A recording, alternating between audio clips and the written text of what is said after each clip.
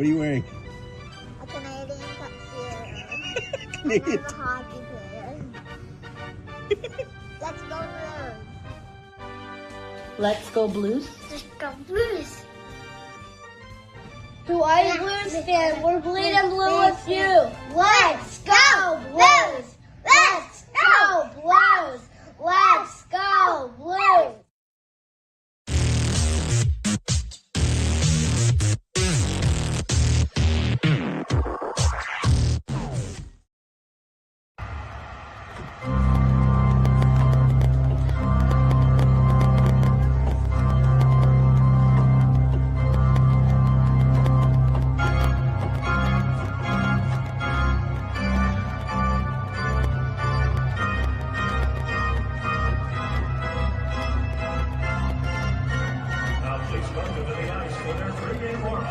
Presented by Scott Credit Union.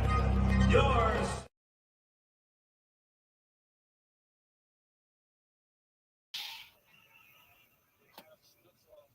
BlueNote Fan Report. How are you doing? How are you doing, Blues faithful, hockey fans in general? How are you doing? This is Justin Scott with the BlueNote Fan Report.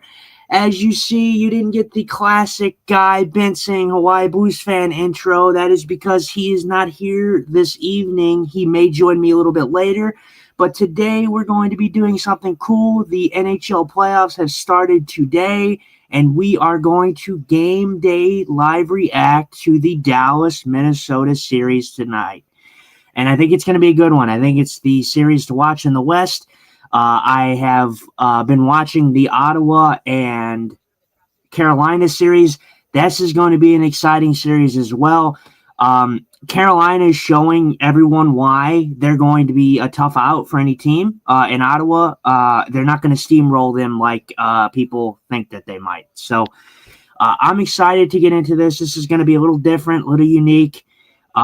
It's going to take some getting used to. This is my first show without Guy being here for the most part. So I hope you guys can get your comments in and help the conversation flow very nicely. But I'm excited to get into this series. I think that Guy wants to cover most of the Buffalo series. I want to cover most of this series. So, yeah, we're going to be getting underway here with this game going here very, very shortly. Carolina and Ottawa is still underway here.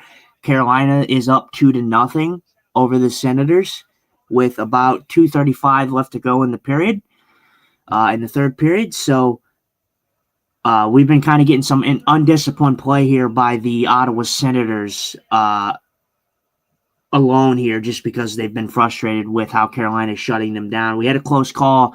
Ottawa almost tied this game 1-1, but the goal was overturned. The puck was not definitively over the line, so that would have tied the game. But this has been a pretty entertaining game. Very neutral zone-esque play in the first two periods. Both teams with great sticks. 2 goals for Carolina. A little bit more on the weaker side, but not a terrible game by both goalies.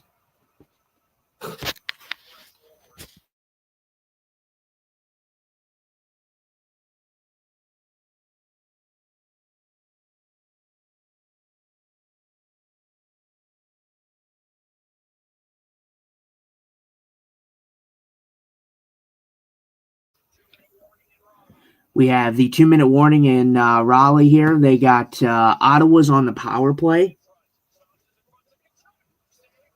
Kachuk getting a shot on net there. Good save by Freddie. Freddie Anderson, there was a talk about who was going to start for Carolina. They went with the veteran presence and Freddie Anderson, and it's paid off for Carolina. They've been very good he's been very good in this game, especially in the third period where Ottawa's had most of their pushback. Ottawa's still on the power play for about 55 seconds. Getting some ozone time. Some chaos happening here. Carolina keeping Ottawa to the outside. Sanderson up top, across. Sanderson keeps that puck in at the blue line to Stützle there. Saved by Freddie again. Stützle back. Sanderson across to Giroux. Giroux on the boards. Batherson. Giroux taking a shot, tipped wide by Brady Tkachuk there. Sanderson gets a blocked shot there from Jarvis. In the glove there by Freddie Anderson. Nothing going here. No power play goals scored by either team in this game. Carolina's been relatively very good on the penalty kill, and they have not looked great on the power plays. So the Sens honestly have looked better on the power plays later into this game, but you expect a push from this Senators team that's going to be a tough out for Carolina here.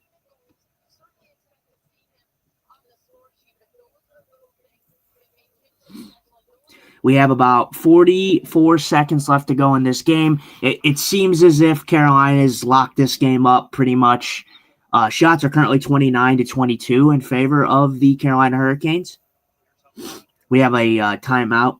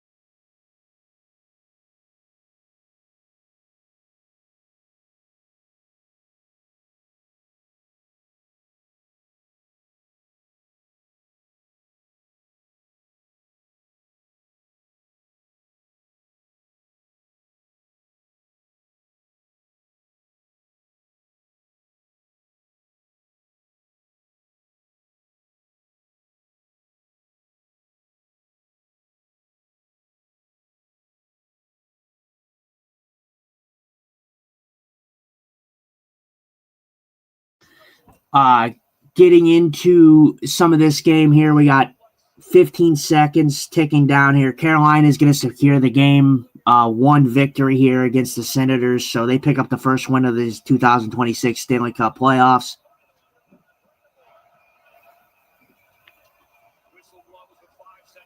Carolina, Senators getting a little chippy in here. Senators obviously frustrated, struggled in this game to get one past Frederik Andersen. This is what you want if you're Carolina. You want the Senators to be a little bit undisciplined, because that's the one thing that the Senators do not have that the Carolina Hurricanes do have, and that is composure and that is discipline. Carolina is capable enough to be disciplined. I think that they'll be okay in this series. If the Senators get to their physicality game, it will be a little tougher for the Carolina Hurricanes. So we have 8.3 left in this game. A little chippiness there. Brady Tkachuk's actually being sent out of the game here. You don't want this to get out of hand in the first game of the playoffs. This is pretty much a done deal. I'm going to go down to the projected lineups for the Minnesota Wild coming into this game. The Minnesota Wild projected lineup, as they have, is at left wing Kaprizov, centered by Ryan Hartman and Matt Zuccarello. That is your first line there for Minnesota. Your second line is Marcus Johansson, Joel Eriksson-Ek, and Matt Boldy. Matt Boldy's had a breakout year. Their third line, Vladimir Tarasenko, Daniil Yurov, and Yakov Trenin. And then your fourth line is Marcus Foligno, Michael McCarron, and Nick Foligno. So the Foligno brothers down there for Minnesota for the fourth line. Your defense pairings, Quinn Hughes alongside Brock Faber. That's a great pairing for Minnesota. They're going to have to play a big, heavy load for them in Minnesota to play Dallas. Your second defensive pairing, Jonas Brodin with Jared Spurgeon, and Jacob Middleton with Zach Bogosian. And your goaltenders are Jesper Wallstedt and Philip Gustafsson. And what I've heard, Jesper Wallstedt is getting the start in game one. I don't know if this is accurate or not, but that is what I'm hearing. Now, let me get into Dallas's. Let me pull up Dallas's projected lineup for this game.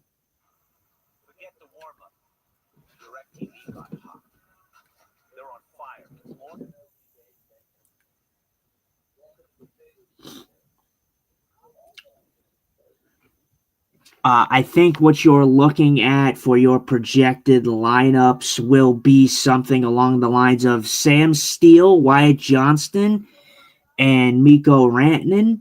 Jason Robertson will be on the second line with Matt Duchene and Maverick Bourque. Oscar Beck will be the left winger for the third line, centered by Justin Ritzkovian and Jamie Benn. So we all know Jamie Benn. We all have the love for Jamie Benn, seeing as he's St. Louis's arch nemesis. So then we have Adam Ernie alongside Radek Faksa and Colin Blackwell. In your defensive pairings are Esa Lindell, Miro Heiskanen, Thomas Harley alongside Niels Lundqvist, Liam Bichel, and Tyler Myers on the back end. And, of course, your goaltender is going to be Jake Ottinger. But to give some love, and possibly if he does have to ever come into a game, Casey DeSmith is the backup for Dallas. So that's what you're looking at for your lineups heading into this matchup. And we are finally getting some coverage of this game. Just getting underway here. They're going through the pregame lineups and getting the Dallas faithful hyped. I appreciate everyone who has joined in. If you're here, leave a comment. Let me know your thoughts. Let me know your predictions on this game. What do you think is going to happen? If you watched game one between Carolina and the Senators, what did you think?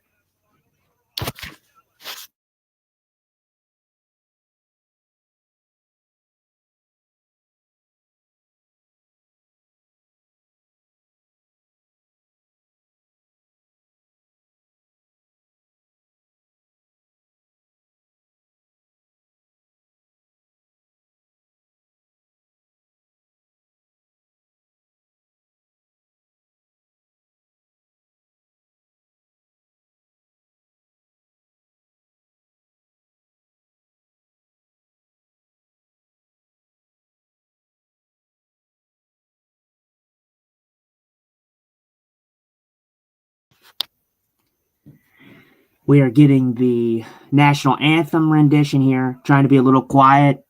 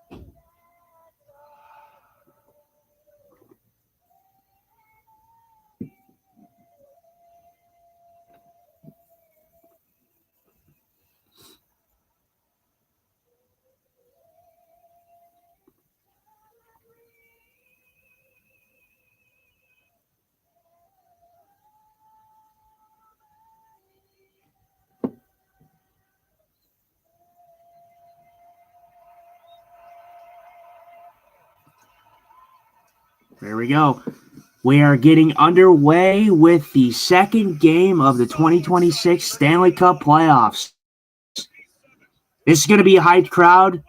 Dallas is pushing for the cup this year. They're a team that needs to get over that hump. And Minnesota, they're in the same boat. They're desperate to get over that hump. They're desperate to show everyone, myself included, that they can get over the hump and get out of the first round. It's definitely possible. They could definitely be there. It will be a fun series to watch.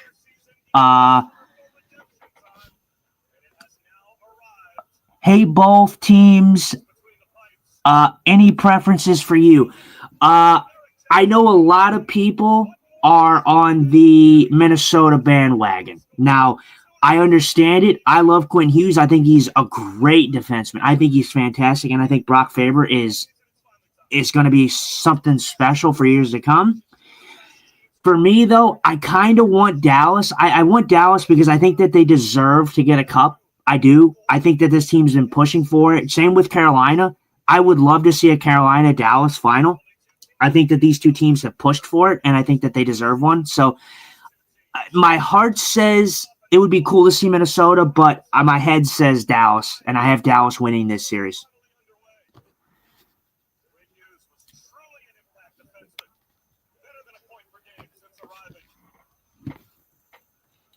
How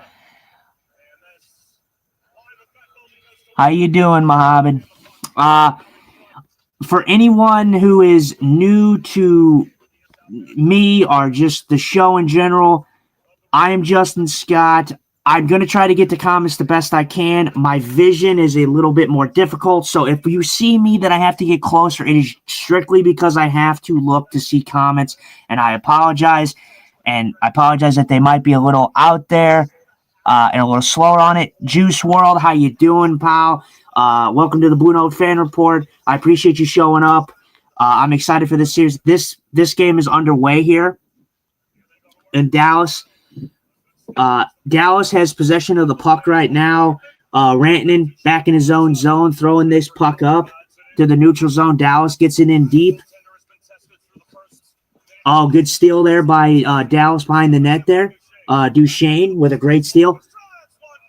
A good save there. Duchesne gets that puck back to the point. Good shot for Dallas there by Niels Lundqvist. Good save by Jesper Wallstedt. Easy one, easy pickings. Great play by the veteran Matt Duchesne to steal that puck behind the net.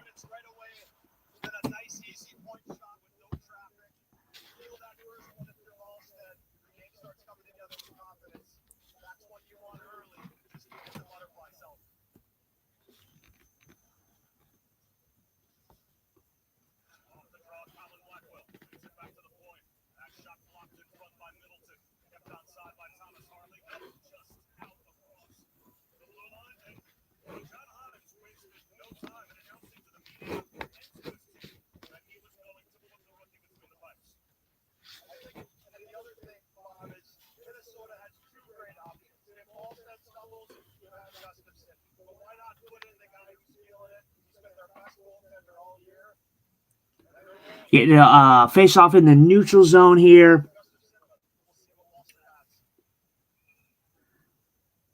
Another quick whistle there. Puck goes out of play. Glenn Gollison, coach of the Dallas Stars. This is actually his second stint as the Dallas Stars coach.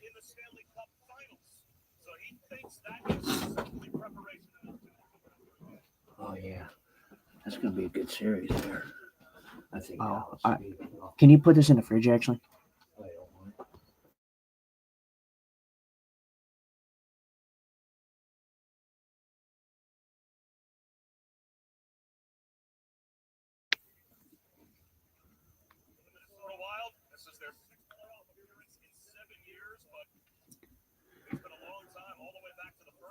Dallas has lost three straight conference finals. You got to imagine they're going to get over the hump.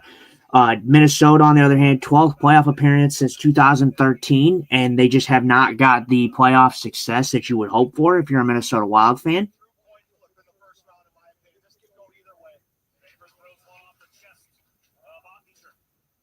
Andre gets a save there off the chest. Oscar Beck. Heiskanen gets in. Good shot there off the rush there. Jesper Wallstedt off the stuff there. Most goals amongst duos, Nathan McKinnon and Marty Necas, 91, while Wyatt Johnston and Jason Robertson are 90. So they have one goal less. And then you have Kirill Kaprizov and Matt Boldy at 87. So they're three behind the Dallas and tandem. So these three teams, this is why that we've been touting that they're three of the best teams in the West, and they're going to be the teams to beat.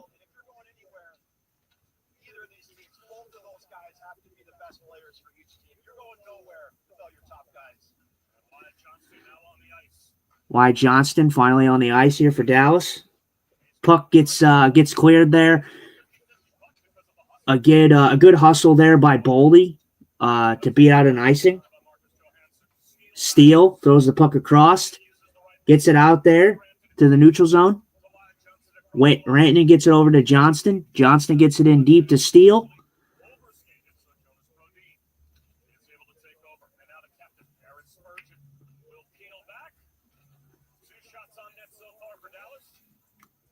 Minnesota hoping to get out of the zone here, kind of taking it a little slower. Quinn Hughes kind of overskates the puck there, has to retreat, reset. Yeah, the forecheck and just breakouts have not been very simple for Minnesota. Dallas has done a good job of keeping the pressure on there. Duchesne throws it up to the neutral zone, doesn't go anywhere, hits a stick, goes back to Minnesota. Minnesota resets, trying to look for a breakout. Brock Faber with the puck. Faber with good skating skills there. Actually, the defensive pairing up there in the play there. Faber gets this to Hughes. Hughes gets a shot on net, quick shot on. Jake Ottinger makes a save. Zuccarello trying to clear the puck. Jason Robertson good on his stick there. Gets the puck back, keeps the puck in the zone for Dallas. Dallas up to the point. Deflected puck goes wide. Robertson trying to put on his forechecking shoes here, or skates, I should say. Off the chest of Ottinger there from a shot off the rush there by Minnesota. It looks like we will get our first penalty of this series in the game. It looks like Minnesota's going on the power play as a very tall Tyler Myers gets an elbow to the face of Matt Zuccarello here. Oh yeah, I don't particularly know what Tyler Myers is doing here. I don't know if he intentionally tries to throw an elbow here, but it was an elbow, was the right call. So Minnesota's getting the first power play of this series. I talked about it. I think Minnesota, although they are decent on the 5-on-5 play, I think that they're going to stay in this series because of the power plays that they will receive in this series. And I think that it's not too far off that I think that. Just it's kind of how they play, and they're good on the power play. So Kaprizov, we're getting highlights of him of actually the goal that tied the game by Kaprizov against the Detroit Red Wings. All right, well, let's see here. We got about 15:25 to go in this period, and the Wild had the first power play.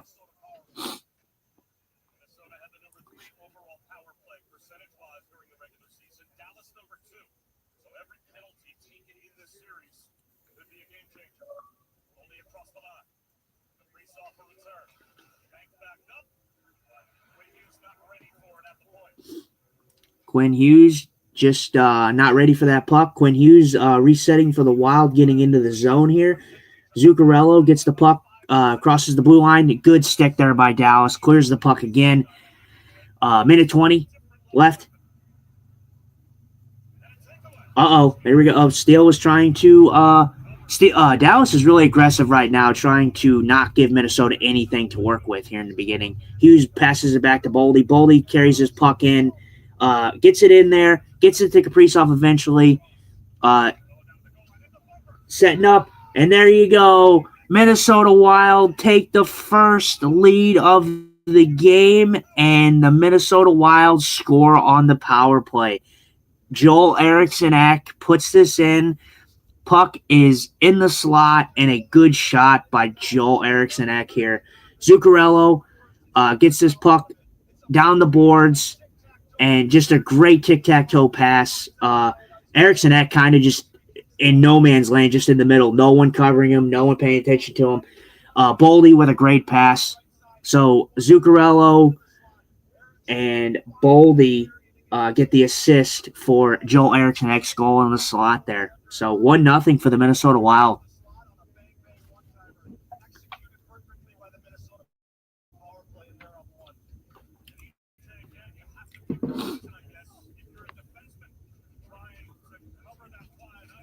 All right. Well, hopefully Dallas can get back to their game.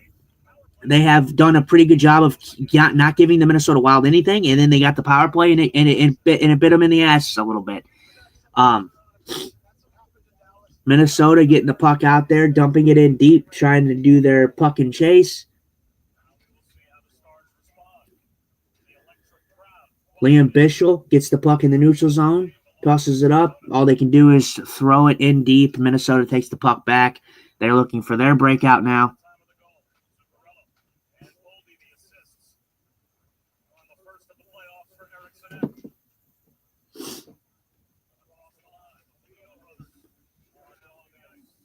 The Foligno brothers now on the ice, the fourth line of Minnesota, getting some ozone time here, trying to wear down Minnesota. Brock Faber at the point throws his puck in deep. This is a big boy fourth line for the Minnesota Wild. That puck just goes wide, goes deflected wide.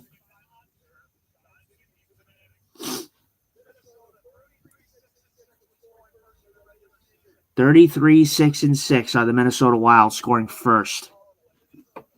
So Dallas has got to get to their game. They got to get back to what they were doing because they were doing a good job of staying on Minnesota, not giving them much room to do anything. So let's hope that they can start to figure it out here, and hopefully they can stay disciplined.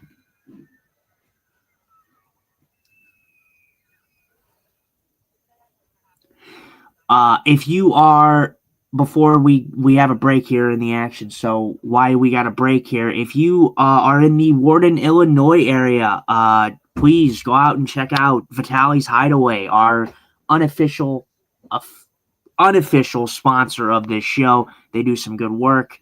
They have good food, good staff, just a good environment over there at Vitali's. So if you're in the Warden, Illinois area, check them out.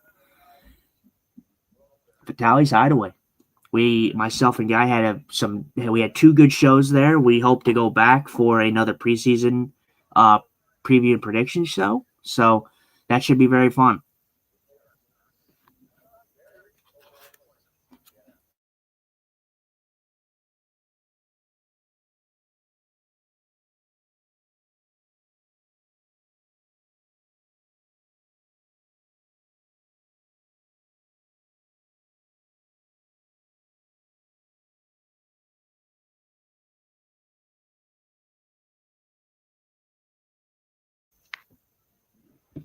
All right. We're getting a flashback here of Minnesota or Dallas defeating Minnesota in 2016. Dallas has actually had Minnesota's number the last few times that these two teams have met. So who knows? It could be different this time around. It really could be. Minnesota's set to make a run, and they're set to prove people wrong in this one.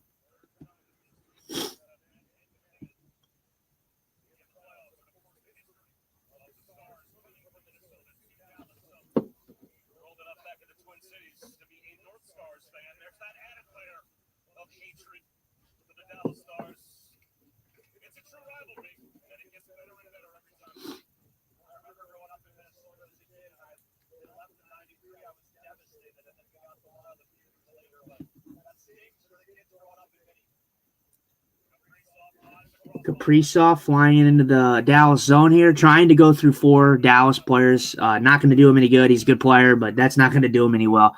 Dallas gets this puck in deep.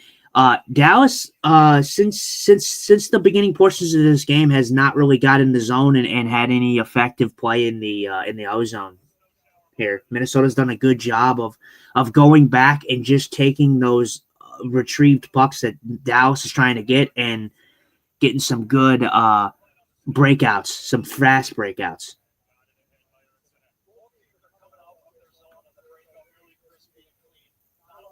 Esa Lindell gets that puck in.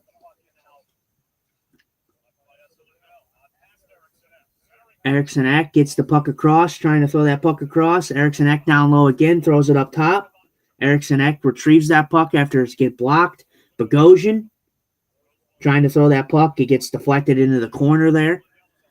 But yeah, generally both teams have been pretty good on the breakouts here. It's been pretty clean, pretty crispy. They just have not been able to establish a forecheck.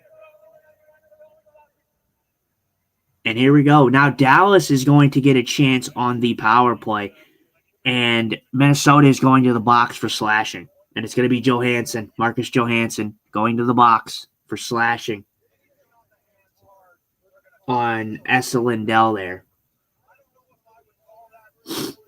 Actually, yeah, Marcus Johansson. It was on the clear, but got sent down. This was a weak call. This was a call that probably didn't need to be called in this opinion or in this situation. But I mean, I've talked about officials till I'm blue in the face. I don't think that should have been called, but to each his own, I guess.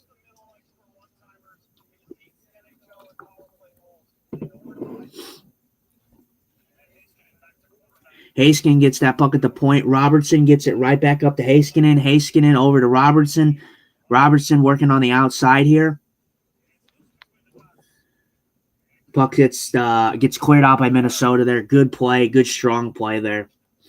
The penalty kill for the Wild, 79.8%. Mikko Rantanen trying to get out. Throws a back pass to Matt Duchene. Duchene reverses it back to Johnston. Johnston trying to get the line here. Good play by Wyatt Johnston. Really big fan of Wyatt Johnston. Very good hockey player. Heiskanen up to Robertson. And a good save by Wallstedt. Jesper Wallstedt. Good early here. Minnesota's going to need their goaltenders to step up big time. Because eventually Dallas, they're going to have that push. That they're going to be getting some good opportunities on the net. So, good save by Jesper Wallstedt with a little bit of traffic. More so by his own guy than any Dallas player. So, good face-off win there by Duchene. Right back to Heiskanen. Heiskanen walks the line to Robertson. Robertson on the half boards. Robertson spins, gives it to Heiskanen. Back to Robertson. Block shot there. Robertson gets it on the half boards again to Heiskanen. Heiskanen to Robertson. Down to Johnston. Johnston over to Heiskanen. Heiskanen over to Rantanen. Rantanen works on the half boards, trying to find space, trying to find a passing lane. Duchene to Rantanen, to Heiskanen, to Rantanen, to Duchene. Duchene tries to get it, loses the puck. Robertson picks it up back on the half boards, up to Rantanen. Rantanen up at top. Robertson up top. Down to Duchene on the side of the goal there. And the play is stopped. Jesper Wallstedt tied to the post there. Just covers the puck there. Gets a offensive zone draw for Dallas. Minnesota doing a very, very good job of keeping Dallas to the outside and not allowing them to get any type of passing lane. So Dallas really not generating anything on the power play. 23 seconds left. But a lot of it to the outside. Minnesota is doing a fantastic job. We got a face-off in the O-zone. Harley up top to... Oh, good clear there. Puck just bouncing around there. Eriksson Ek with a good clear there. 5 seconds left on the power play. Harley gets the puck back at the red line, tries to throw it in, misses his man, goes to Wallstedt. Wallstedt throws it into the corner. Dallas trying to get to their forecheck here. Throws it down low. Throws it up top to the point there. That gets deflected into the corner.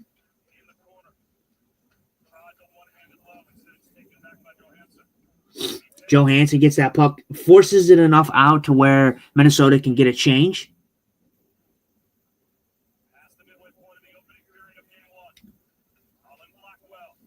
Colin Blackwell tries to throw the puck, just misses his man there.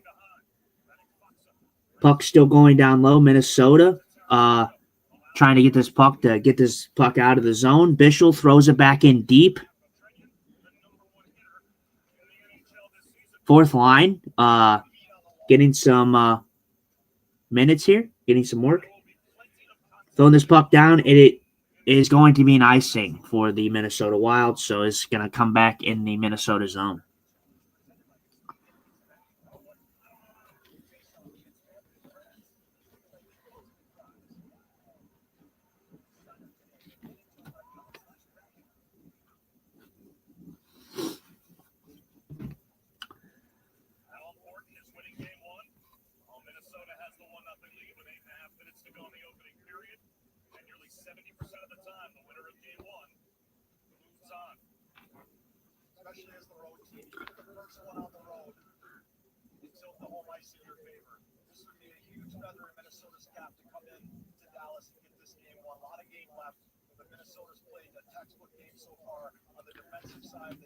Gets the clear there to the neutral zone. Tarasenko gets this puck in. Boldy tries to throw this across. Actually, my apologies. I believe that was that might have been Trinan. Quinn Hughes controls the game so well. He has the puck almost all the game, it feels like. He goes back, he lags like he's doing now. Minnesota taking their time to clear this puck. Quinn Hughes gets his puck up, throws his puck, just misses his man. Gets the deflection, though, so no icing. Esa Lindell skating to the puck, gets this puck in. This puck is deflected out of play, though. Shots are 6-5, 7:21 to go in the first period. 1-0 Minnesota.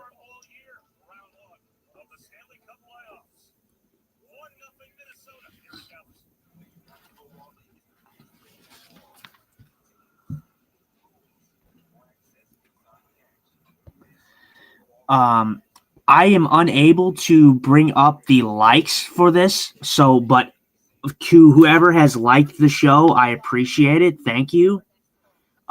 It's a challenge. If you're in here and you're watching, let me know that you're watching. Tell me what your thoughts are on this game. Tell me what your thoughts are for the whole entire playoffs. Give me some talking points. Give me some things to talk about, especially on the breaks here. I try to get the comments. I know it's going to be a little bit more difficult, but I'm trying to make it more as aesthetically pleasing as I can for all of you. I can try to play-by-play this as I have been doing. I will continue to do that, but I want to get some interaction going.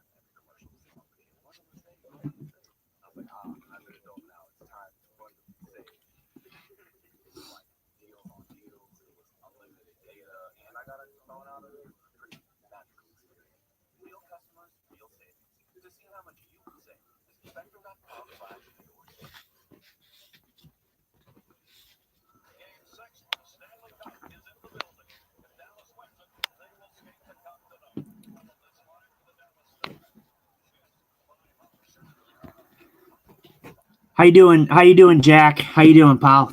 Welcome to the BlueNote Fan Report. I'm Justin Scott. Who you cheering for in this series? Are you a fan of either Dallas or Minnesota, or do you have someone else in the running this year, or is your team not even in the playoffs and you're just hoping for some good hockey? Let me know.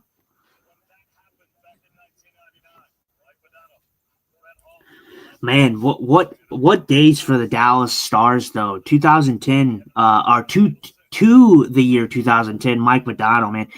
That definitely rings a bell. Such a good player. Good defensive zone face-off there for Minnesota.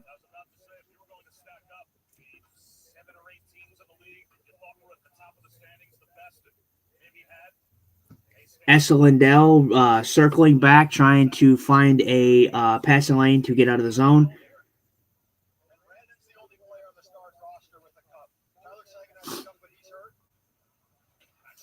Oh, just whistles wide there. A shot there from Dallas. Rantanen are the Duchesne line out there right now. They actually have going off. Good stick lift there on Zuccarello.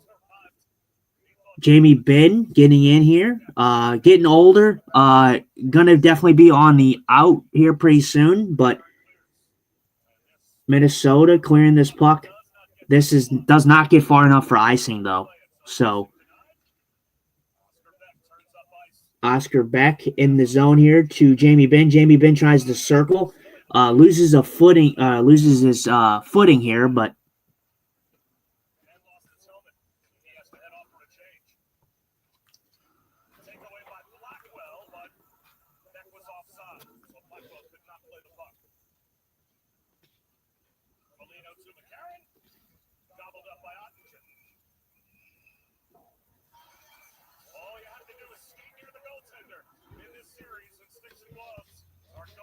how long do I think the Oilers can take it if this how long do I think the Oilers can take it this year? You're an Oil man myself. I can see them making the second round. Maybe if Ingram is on his game. I'll be honest with you, Jack. If you want me to be completely honest with you, man, I'm not the biggest Oilers fan, and that's okay. Everybody has their opinion, but I'll be honest. I truly believe the Edmonton Oilers can find themselves in the West Final. I do, and the reason I say this is because the Edmonton Oilers and their route to the Western Conference Final is far lesser than the one that Dallas, Minnesota, Colorado have to go on. Especially Dallas and Minnesota. Minnesota and Dallas have to play the right to play the Avs. And I know I say that prematurely. They haven't played a game yet. But I don't think anybody thinks that the LA Kings are going to beat Dallas. Or not Dallas. The Avalanche. And no disrespect to them, but they're just not going to beat them. So the road that the Edmonton Oilers have to take is far less superior than that of those teams. So they can find themselves in the West Final again. And if that's the case, they're going to be the fresher of the team that they have to play. So it's going to be fun. If you're an Oilers fan, don't count yourself out. I know you think that it's just a second round for them, but I seriously think that they're going to beat Anaheim, and I do think that they'll beat Vegas. I don't have that much faith in Vegas, but I think Vegas beats Utah. But I thank you for your comment, man. I appreciate that. That's I certainly appreciate the comment.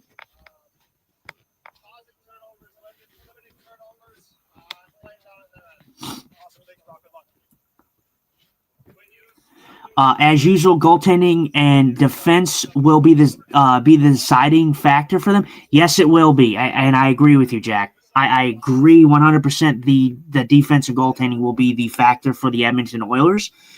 But the thing is you have two of the best players in the world, Connor McDavid and Leon Draisaitl, and you guys have shown that you guys are good enough to get there without having the best of that. And I do think goaltending is the massive weak spot. And I'm glad that you say that because I get a lot of slack from saying Edmonton's defense is not as good. So I'm glad to see that an Edmonton fan who is giving me a little bit of insight on their team, that their defense is still kind of lacking. So usually most Edmonton fans will call me crazy or really be on my case that I say that. But the back end is seriously a problem for Edmonton. And that's actually a great point that you bring up, though, Jack, is we're talking about this, and I'm a Blues fan, so my Blues are not in it this year. But the way I kind of wanted to ask you, what's your thoughts on Dylan Holloway and Philip Broberg? I know we're talking about the playoffs and everything like that, but I want to know your thoughts. You're an Edmonton fan. What is your thoughts on the offer sheets that the Blues gave those two guys? Were you happy that they were both gone, or do you think that it was a big mistake for them to let those guys go, or how are you feeling about that?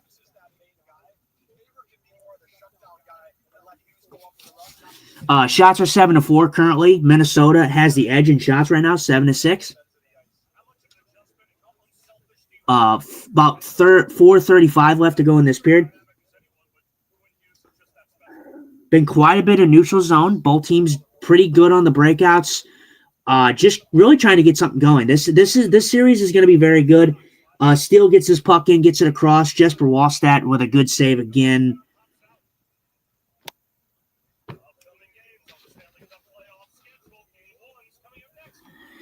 How you doing, Kelsey? How you doing? Nice to see you here, Kelsey. I wish I would have, if I had the capability of sending you a link, if you were available to come on, I'd love to have you on, Kelsey, because that would be very cool. You got to get the guy experience. It would be cool to have you on to get a talking buddy on here. I mean, I don't know if you're available. If you are available, you can try the link that guy sent over, and if you were available. If you were not, that is a-okay. But I would love to have you on if you're available.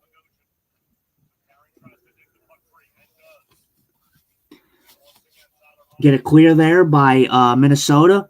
Dallas. Bischel throws his puck back. No one really back to get it. They have to retreat Tyler Myers. Bischel trying to get this puck. For me, from what I'm seeing in this period, Minnesota's doing a good job of really, really hemming in the bottom pair of the Dallas Stars and Liam Bischel and Tyler Myers. Tyler Myers and Bischel just don't seem connected right now.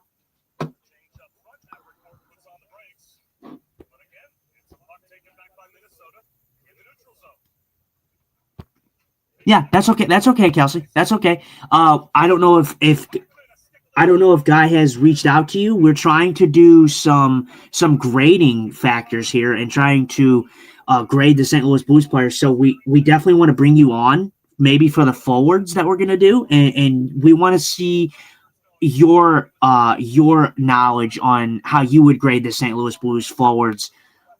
As a new fan, we want you to grade them, and then myself and Guy will grade them. And we just kind of want to see how a new fan views the forwards for the Blues and how we may view them.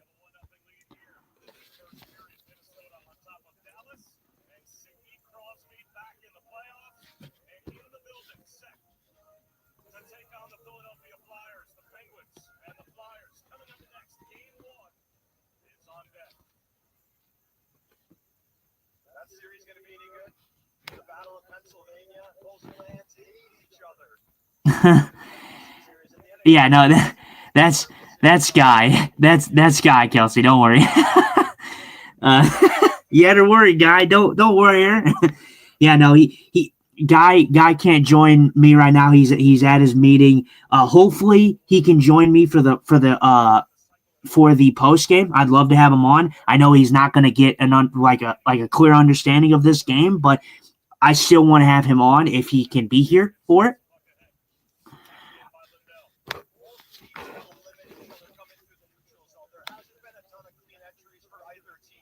You're not gonna embarrass yourself, Kelsey. You won't embarrass yourself. We want to have a good Andrew with a good save on Urov there. About 2 minutes to go. I'll focus more on the game here. I appreciate you guys getting the comments. For the people who have liked the live, I appreciate you liking it. I don't know how I can do this on the device that I am using right now, so I apologize. But to whoever has liked the live, I appreciate it. I love the support. Thank you very much. And if you're new, I appreciate you being here. Man, this was a very good opportunity. Bottinger makes a huge save for Dallas. Keeps this game in reach. Ottinger gets another save with the puck going back to the point there.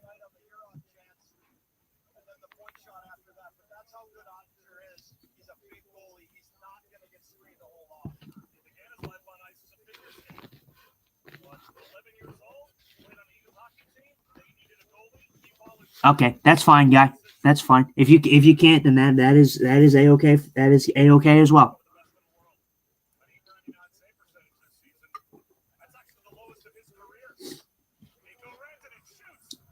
Oh, good save, Rantanen just in front. Good save by Jesper Wallstedt there. Almost sneaks this through. Wallstedt actually doesn't know he has his puck.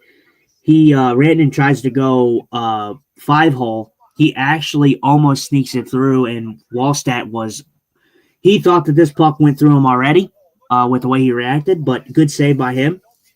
Just enough. He had just enough of a piece of that. 1:55 to go in the period. Bogosian throws his puck to Dallas.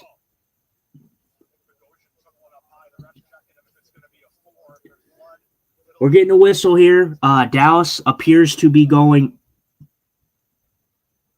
Yeah, Dallas is going to the box again for a high stick. Rantanen going to the box. High stick on Bogosian.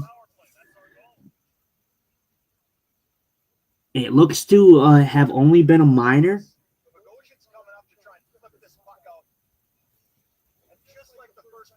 Oh, that's weird. I think. All right. Well, yeah, I think it's only a 2, I believe, and yeah, Dallas is getting 2 minutes for high sticking. So Bogosian gets high sticked by Mikko Rantanen, and Minnesota getting their second power play of the game. This will pretty much bring it to the end. The Wild will have about 11 seconds, I believe, on the power play if nothing goes through here. That was close. Minnesota probably could have got one for holding the stick there on steal there. I don't know if that was Kaprizov or somebody else, but they could have got one. Boldy gets the zone, turns the puck over. Oh, could not clear it, though.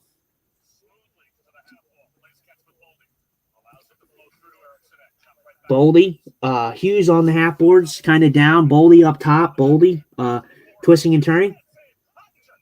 Boldy throws his puck to the net, trying to connect with Kaprizov. Puck bounces around, deflects. Odger is up to the task there. Yeah, Beck tries to clear this puck, doesn't get enough of it. Has a great intercept, but just doesn't have enough on it. Oh yeah, this puck is loose. They blew the whistle a little prematurely here, but offensive zone draw. Minute 25 left to go, or minute 29 to go in the power play. A minute 18 to go in the period.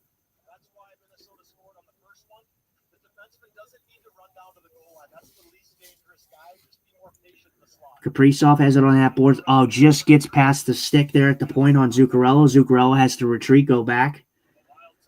Zuccarello throws it to Boldy. Boldy through the neutral zone, over to Zuccarello. Zuccarello gains the line, throws it across to Kaprizov, to Boldy. What a save by Jake Ottinger. Jake Ottinger coming up ginormous with a save. Jake Ottinger, a good play by Minnesota. Get to the neutral zone very quickly.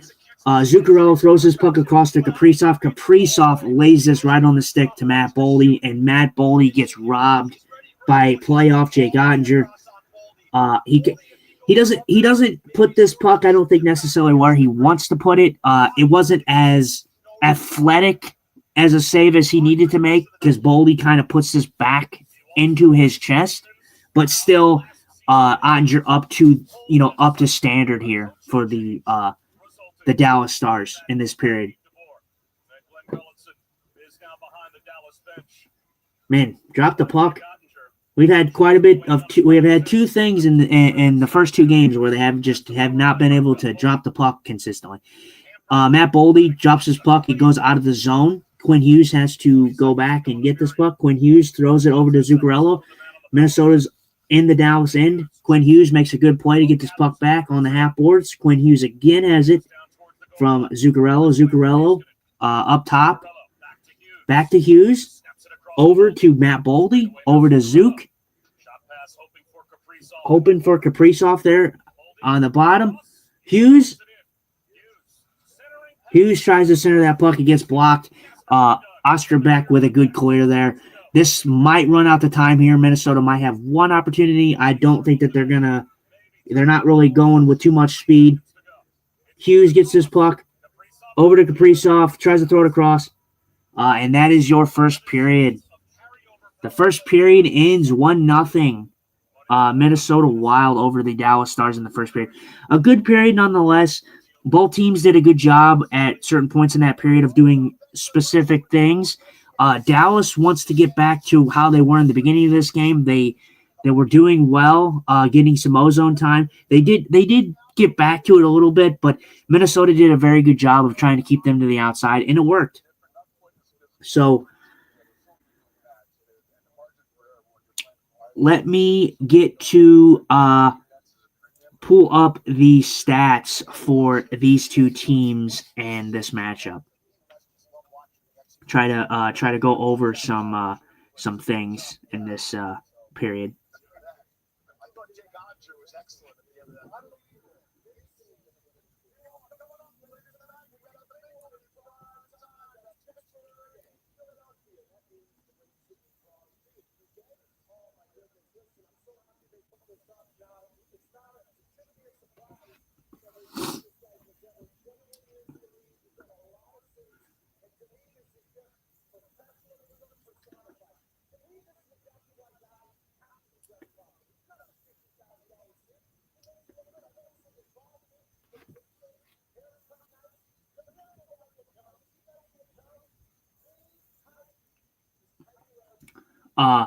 Your only goal of this period was Joel Eriksson on the power play for the Minnesota Wild with a great play. Eriksson was wide open. Not much Dallas could do about it. I mean, they could have played defense, but not much Jake Oettinger could do about it in the slot. Just too much time.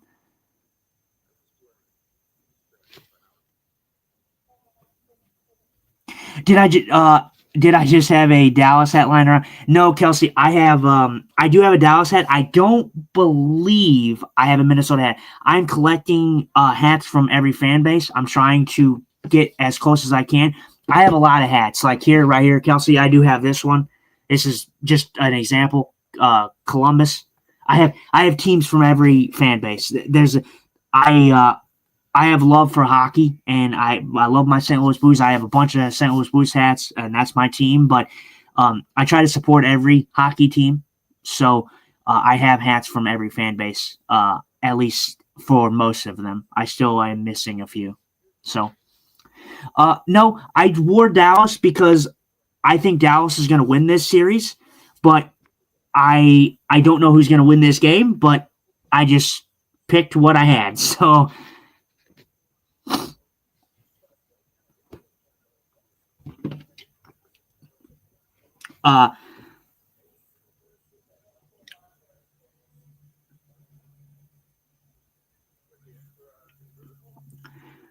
And this goal happened at 14:25 of the first period on the power play. But this was overall a good play. Dallas was a little lax. They were doing good, they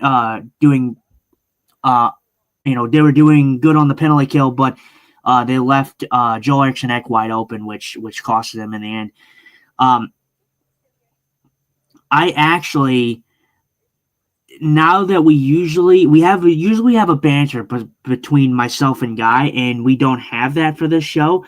I want to kind of go over, and I want to go and watch and look at some of the Dallas Stars. Dallas Stars are down in this game, so I want to look at what Dallas Faithful has been saying about this period, because one of my favorite things that we've done on this show is we read Twitter comments, and I want to see how the Dallas Faithful are doing, and I think that's what I'm going to start doing. If I cover this and I cover games, I'm going to try to do where if the team is the losing team in the period, I want to try to go over some of their fans' opinions. So let's see here. I'm going to go with Jake Ottinger's save on Matt Boldy. So the first comment here we got is, how about we got some defense there?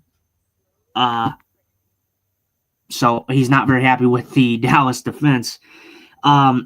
Stop taking penalties. The PK is clearly nowhere near adequate. Okay, so The penalty killing actually was not bad to start off the period there when Minnesota had their first power play. And the second one looked pretty good there too at the end, but he seems to disagree. He's been the best player tonight, and I won't disagree. Dallas, they started off hot, then kind of fell off a little bit. Minnesota's been playing on top of their heels, so Ottinger has been up to the task. Meanwhile, the other goaltender hasn't allowed a goal in. So obviously you're going to see this from different fan bases, but it's always cool to see different types of reaction for what we're seeing. Clearly, the goaltending has been good for Dallas. The defense needs to pick it up a little bit, but they're only down 1. So I know Dallas fans are angry right now, but they're only down 1. So the game's not over, and it's in Dallas. So that was your one on the Dallas goaltending save by Jake Ottinger. This one is after 1. This is the post after 1. We got a little bit more comments to go down because, man, Dallas is a big fan base. I'll tell you what. Please get it together was the first comment. The offense looks so lazy. All this money dedicated to offense, and they can't muster a single goal. Yeah, getting swept. So now I don't think that they're getting swept. I think that's a little crazy. That's a little like overreactionary in my opinion. But Buddy thinks that the Dallas Stars are gonna get swept. So next one is please tell the camera crew to stop with all the cuts. All the cute camera angles and just show the game. I don't know if I really remember much cute camera angles, but I could be wrong. Not shocked to see them have such a soft start. Hopefully, Glenn lets them know the game has started. The NHL has already determined the Wild are winning the Cup this year. How does anyone with eyes not see the league's agenda and storyline? I figured it out a long time ago. Laid 5K on Minnesota when they were plus 1,900 to win the Cup. Thanks, Fix League.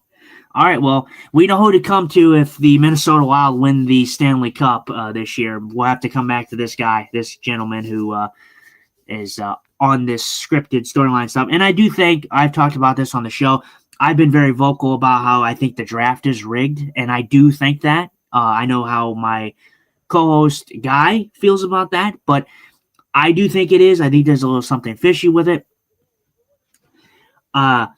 He says, gonna be a long or rather short series. Are we playing the Oilers, ? Why is our PK getting dominated by Minnie?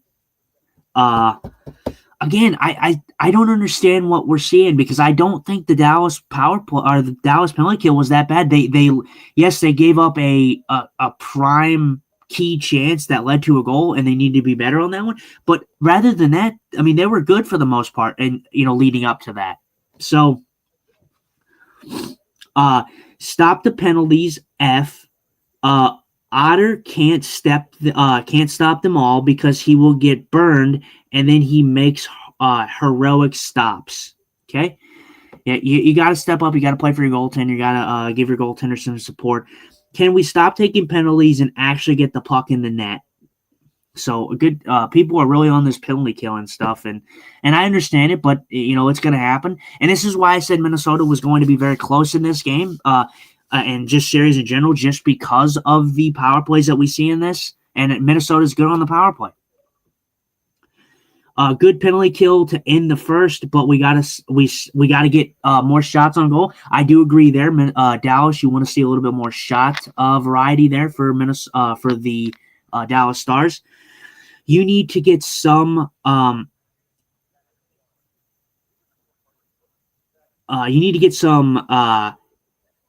Habaneros and habaneros. God, I'm an idiot. You need to get more habaneros and pepper and shit, and pepper the shit out of the Wild goaltender. Yes, you do. You need more shots. Y'all, please get it together. Oof, Wild in 3. Over exaggeration, I feel. We got some work to do. I guess, bro. Send Tyler Myers to Albany. Yeah, for me, I'm not a big Tyler Myers guy. I understand why they brought him in. They wanted some more depth there, but he is a big guy. He's okay for the most part, but get it together. They're definitely going to get swept. I don't think that. I think that's an overreaction. Embarrassing and pathetic. Barely surviving out wild in 5. We'll get it back. Something, please. Please.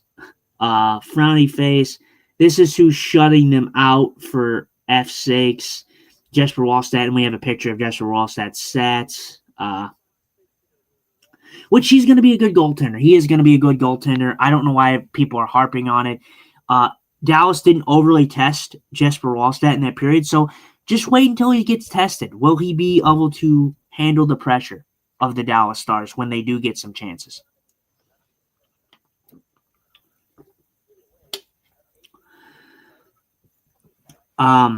Get it together. Today in round 1, game 1, Tyler Myers gets a penalty simply for being tall. Now, the penalty he's referring to is the elbowing penalty that the Dallas Stars took, the first one that led to the goal. This one was an elbow. I was looking at it. Tyler Myers is tall, but he does throw a hit. I don't necessarily know if he was wanting to elbow him, like on purpose, but he does catch him with an elbow. So it was the right call, sadly, but he did elbow him, so it was the right call. That's the end of the first period. Rope come back, Bay. Do something, and those are your comments for this period and for the first. Oh wow, they're showing. This is interesting. They're showing. I'm a big wrestling fan. For whoever is here and or who may be new, if you're a wrestling fan as well. I've been a wrestling fan for a long time, and we got WrestleMania coming up. They were actually showing Cody Rhodes because it's ESPN. They're all signed that deal and everything. So I thought that was pretty cool.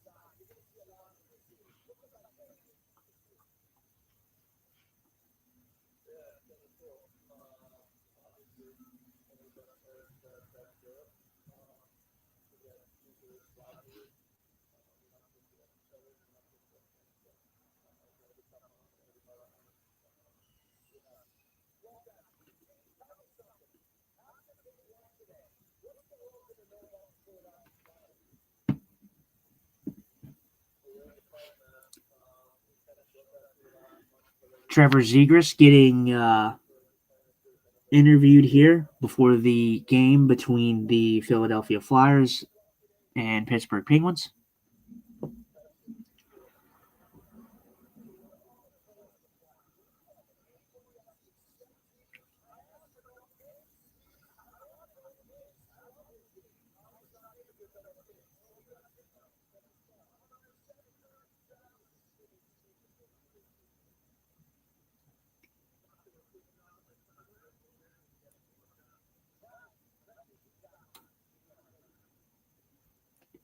We have about 3 minutes and 50 seconds before the start of the second period.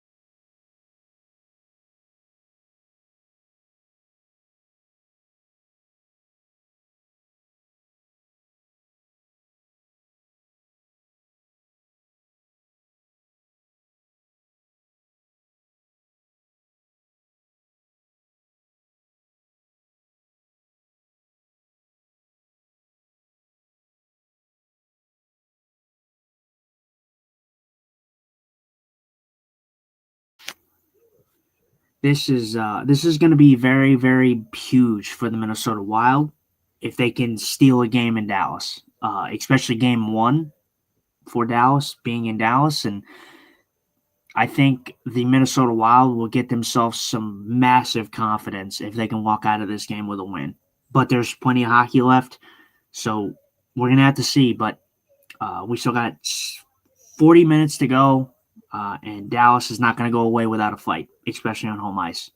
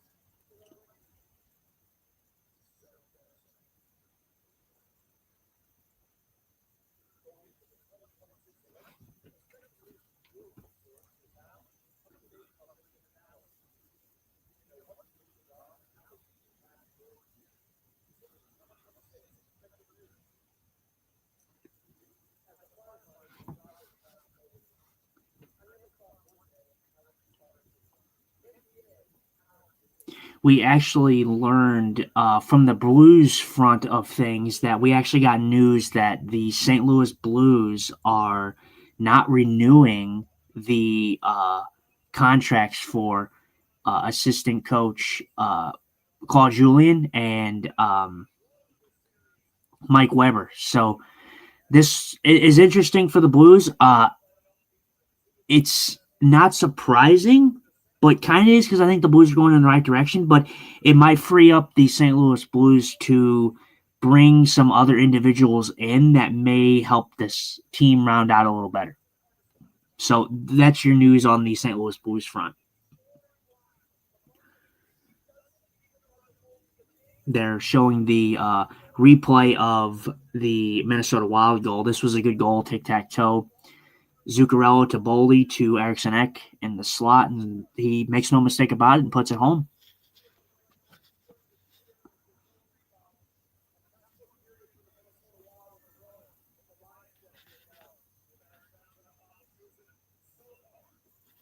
The assistant coach, one was Claude Julien, who was just pretty much the assistant coach, and I believe Mike Weber is the defensive coach. I could be wrong on that one, Kelsey, but he was the defensive coach, I believe. So the Blues are going clearly in a different direction. I don't know if they have someone lined up for those positions or not, but it'll be interesting, seeing as I don't think the Blues' defense is really that bad. But we'll see. The Dallas Stars kill off the penalty there. There was only a little time left. But we're underway with the second period. Ottinger gets the puck, thrown into his glove. He freezes it up.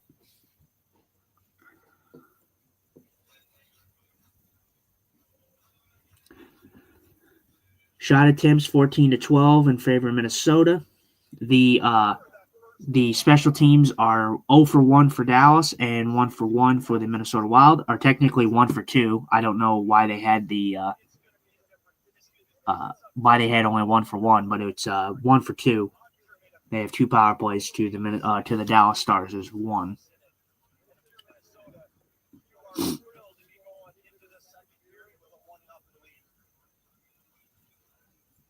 Defensive zone draw win for the Dallas Stars. Dallas Stars are going to have a push for sure. Through the neutral zone, gets the puck back. Dallas gets this puck right back. Rantanen tries to throw this puck in front there. Good try there. Back to the point.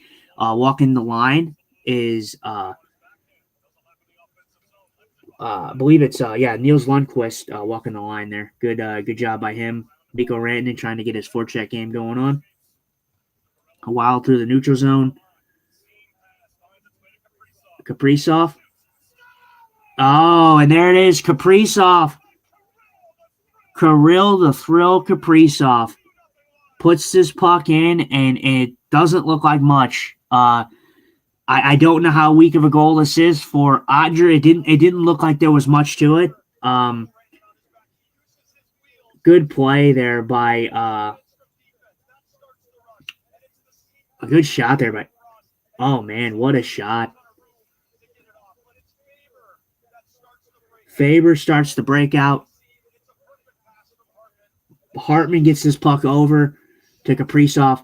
And it didn't look like much. Kaprizov, you thought that Kaprizov was not going to have much of a chance here for a goal, but he does. He puts it in. 16th career point, it said, I believe.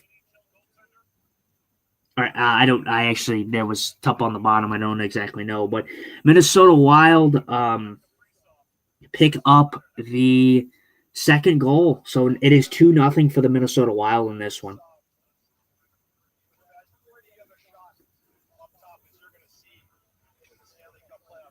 Ottinger gets this puck in. Breakout there by Dallas. Dallas trying to throw this puck in. Dallas has really got to get something going. They have not yet to get something going. Trinian from Tarasenko. Tarasenko gets a shot there.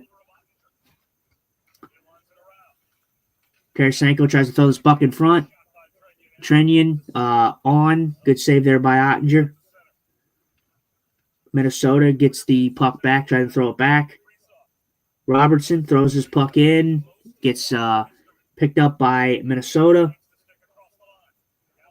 Jamie Benn trying to get in on the board battles here, throws it in deep.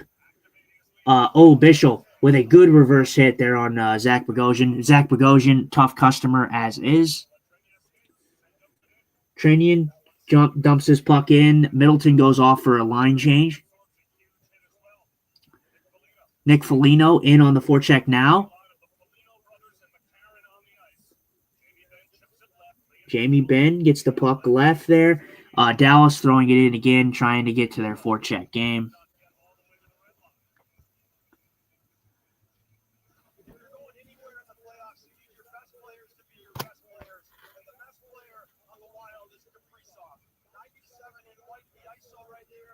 Yeah. You are right. You are right, Mom.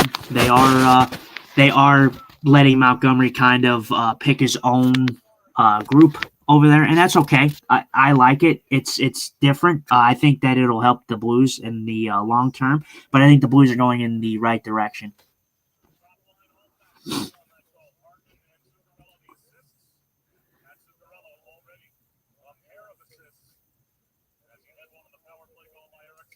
This is going to be on. No, that's not going to be icing. Quinn Hughes kind of slows up.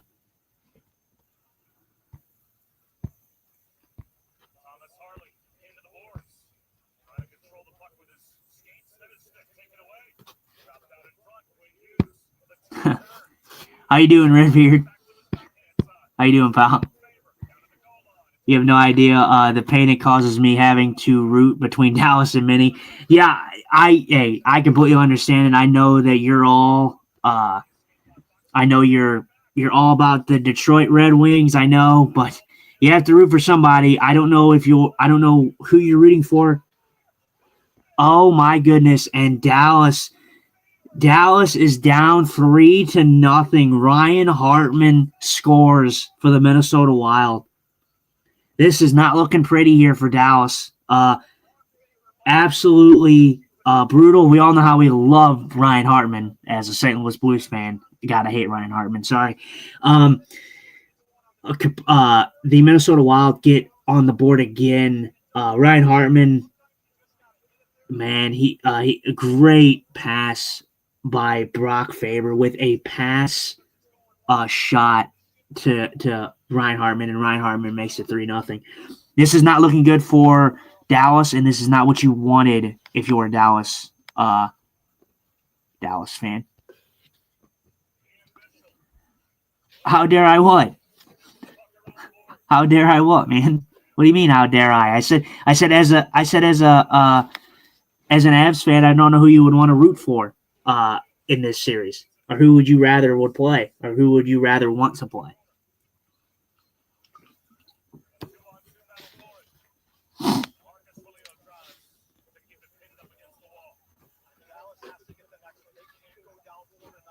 Oh, I apologize, Red. I know.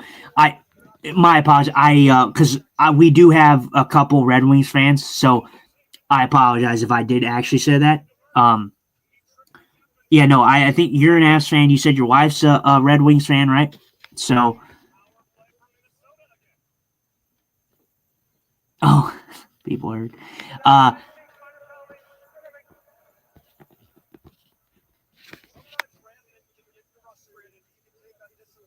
Rantanen going to the box again. Dallas being very, very undisciplined right now.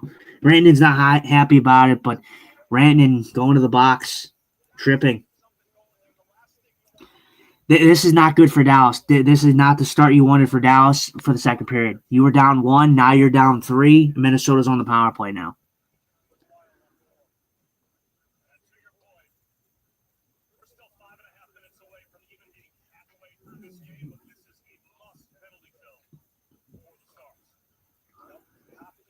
Hughes back in his own zone trying to get this play started. Hughes over to Zuccarello. Zuccarello drops it back to Boldy. Boldy enters through the zone, gets in. Boldy throws the puck in deep, gives to retrieve his own rebound, gets hit down. Puck gets cleared here.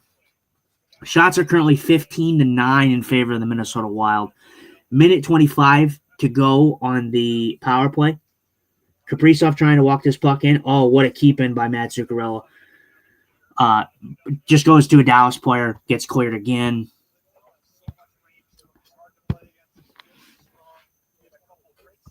You hate both teams equally, but for some reason, Dallas owns our soul in the playoffs. So I feel you have to root for many.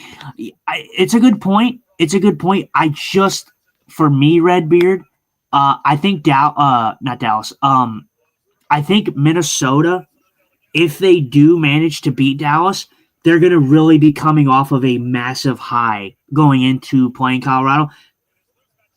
Colorado is going to be playing a not so great LA team, and I don't think they're going to have any sweat, so they're going to be the fresher of two teams.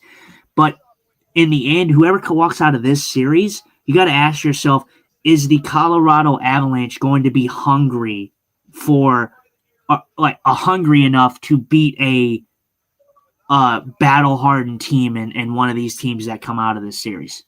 I think that's the bigger question here. Kelsey, let's see. Kelsey, Redbeard, I thought you said your son was a Stars fan. I don't know.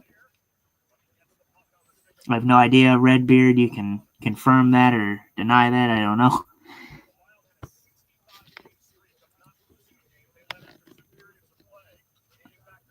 Oh, your kid's an Avs fan? Yeah. All right. Well, 12 seconds to go on the Wild power play. Shots improving to 17-9. So, man, Dallas has not been able to get anything going in this game for the most part.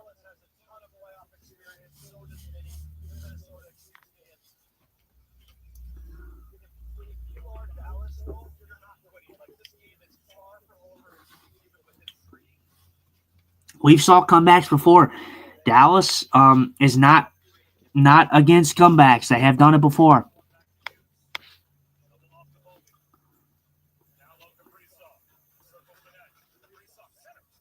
Kaprizov tries to center that puck. Just misses. Boldy up to trying to Boldy trying to turn around shot there. Doesn't get through there.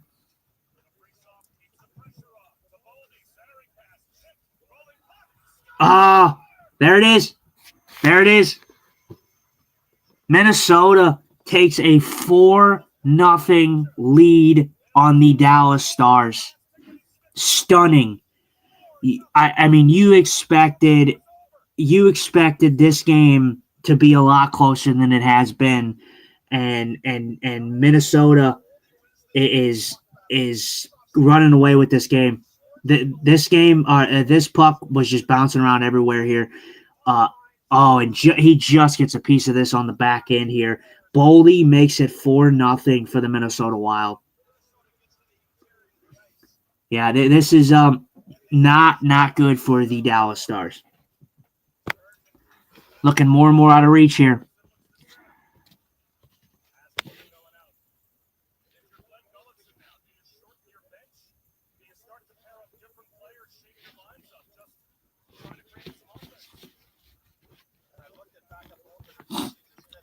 Although I probably won't hate Dallas once Ben is gone, the Stars are just snagging up all former Avs players. Yeah, it kind of seems like the Red Wings when it comes to the St. Louis Blues. We called them the Detroit Blue Wings at one point because of how many Blues players they had. Yeah, Jamie Ben's going to be calling it quits soon. My only issue is I do agree with you, Redbeard.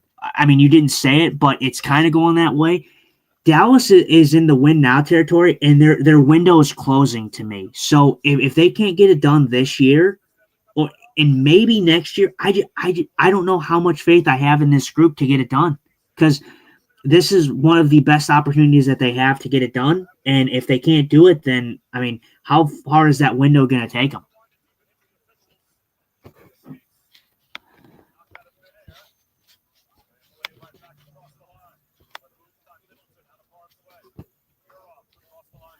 Maybe I don't want me.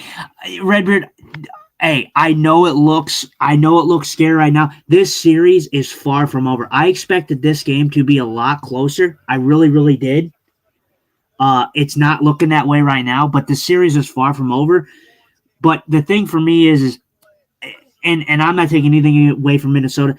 That goal right there, that was lucky. Minnesota gets a lot of lucky bounces. They're a good hockey team, and they do create those good opportunities to get those opportunities, but they do get a lot of lucky goals. They do get a lot of give me power plays. This series is not over. It's not over for a long shot, and I definitely expected this game one to be a lot closer.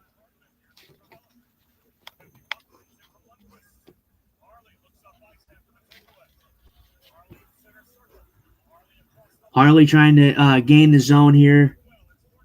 Blackwell throws the puck on, goes wide. Zuccarello.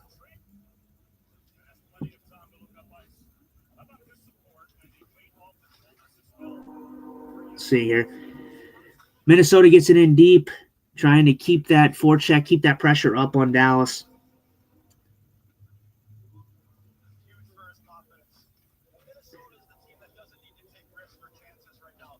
Yeah, Minnesota does. You're right. Minnesota does not have to take chances right now. They're a team that's in control of this game. They don't need to go overly up on everything. Brock Faber gets the puck in. Oh, Eriksson Ek, it gets deflected just wide of the corner, and Eriksson Ek tries to get a rebound opportunity there. The net was wide open for him. Tyler Myers gets this puck in the neutral zone.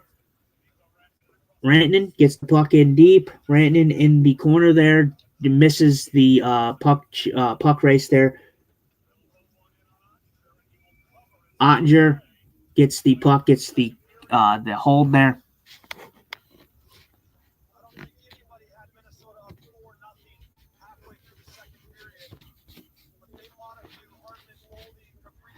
Well, I disagree. The main Dallas contributors are young fringe players are older. I think they could do a year-by-year trade, their first, and rearm 4 or 5 years. That you got some stars aging.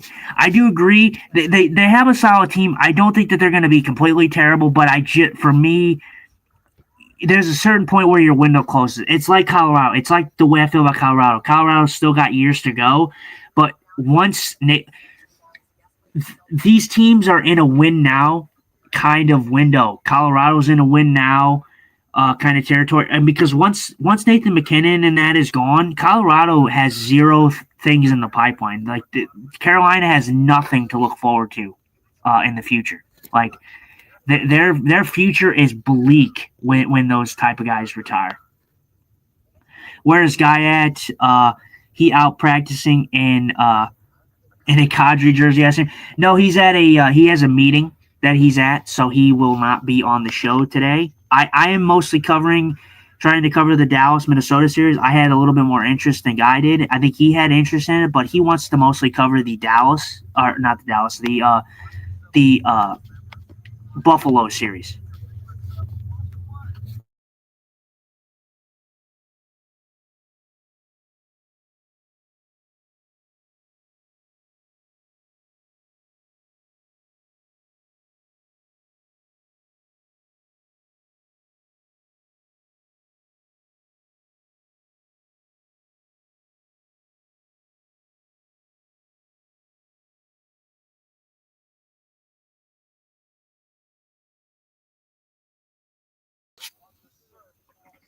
My apologies. I will hopefully I can get to the end of this period, and then I'm gonna have to relocate just to get some get my thing that I'm using to be charged and good to go for the third period. I put it right up with James and McCarr in Colorado. Some people like McCarr more than Hughes. Some people like Hughes more than McCarr. But that's good of a pairing as you're going to find in the NHL. And they just read off each other so well. They're not overly big, but they skate so well and they have good sticks. And they defend just as good as they can provide offense. Out of the reach of Blackwell. On favor, 51 points this season. That was a new career high for him. And obviously playing with Hughes, it creates a lot of offense. With Hughes, another 76-point season as a defenseman. He set a record for the most points scored by a Minnesota defenseman. And he basically did it in half a season. Just misses there. It's going to be an icing. Dallas is struggling. They are struggling mightily hard in this game. They have not anything going in this game.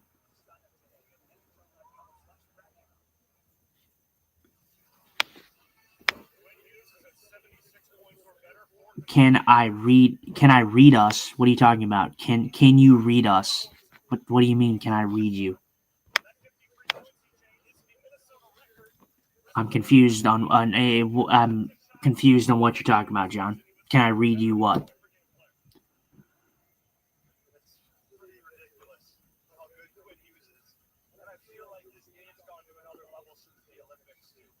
He was Team USA's best defenseman on their way to a gold medal in Milan. And he's just taken his game even higher here for the Minnesota Wild.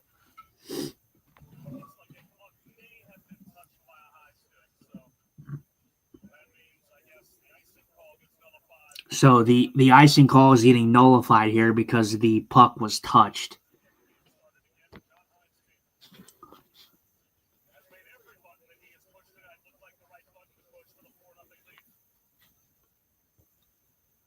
Yeah, no, I'm good. I don't think I don't think any comments are shut out, John. I can see your comment.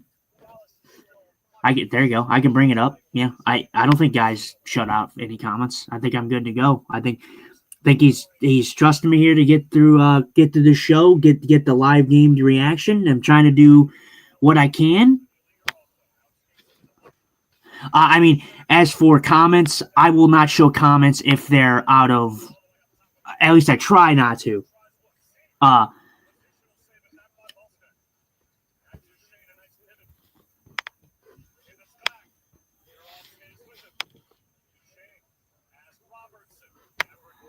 Is it just me or Dallas hats ugly? I'll be honest. This isn't my favorite logo. I will say this is.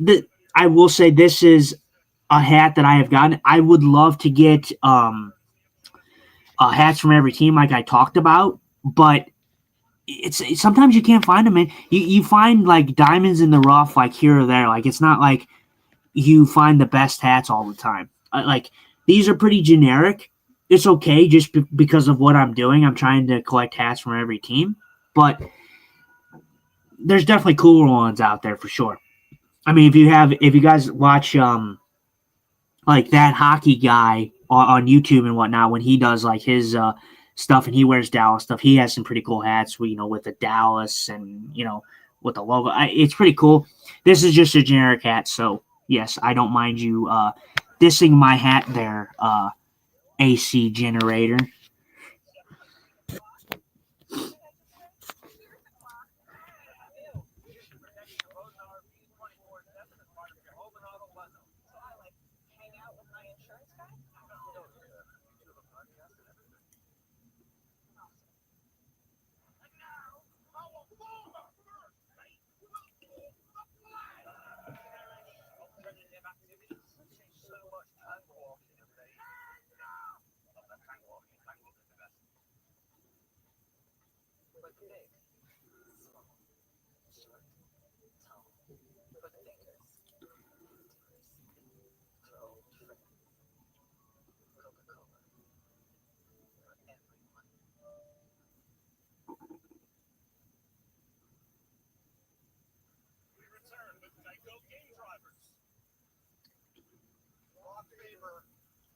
Has been all over the score sheet, but not just offensively. Defensively, breaking up plays. This one right here, he gets all over the rush and shuts it down. Quinn Hughes with the beautiful spinorama. And Hughes puts it over to Faber. Their chemistry is so good. You just have to get it there. That one goes in off Hartman. And Minnesota has owned the crease in Dallas tonight. They've gotten there and they've gotten their looks. And when they needed to, they put the puck in the back.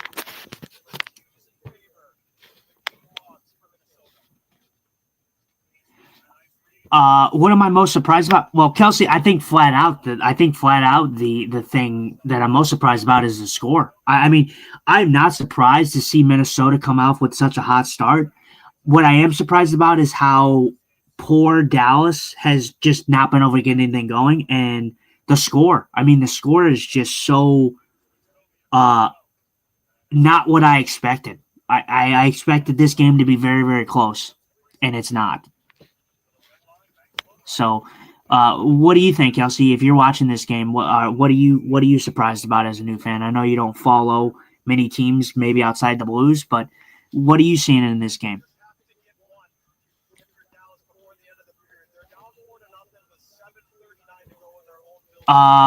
Let's see, John. Have I been to American Airlines during playoffs? It's pretty cool. The bar on the right before entry gives discounts to people wearing other jerseys. That's pretty cool, John. That's pretty cool. No, I have not been to the American Airlines Center.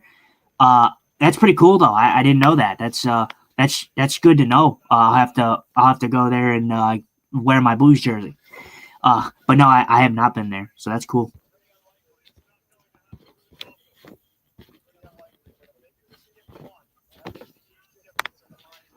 I mean, Dallas only has 11 shots. Kelsey, I'm with you. Like I said, I think it's shocking. I think I knew Minnesota would have some push, but I didn't expect Dallas to not have any push. Ottinger has a stick save there, 7 minutes to go in this period. Minnesota's still getting some ozone time here, still keeping the pressure on. Middleton throws his puck down. On the half boards here, Minnesota keeps the puck in. Good save there by Ottinger. A pretty routine there. Jamie Benn throws his puck in deep. Dallas is trying to do this dump and chase stuff, and Minnesota is just shutting it down. I mean, Minnesota is getting the puck, clearing it crisply, cleanly. It's nice to see. Minnesota is doing some very good work.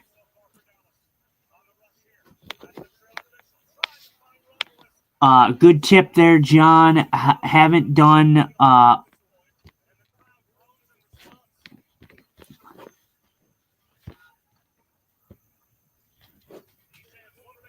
very mild, not very physical, but I don't know how they usually play.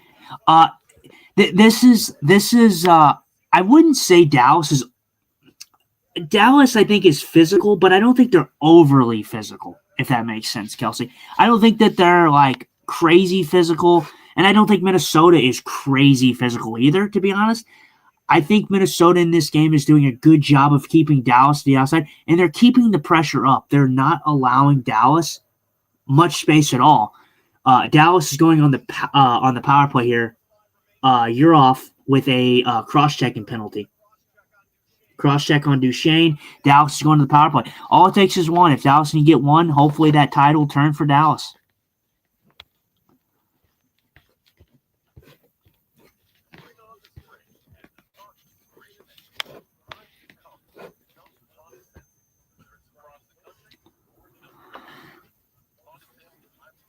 For all my Blues fans here, did anyone here watch the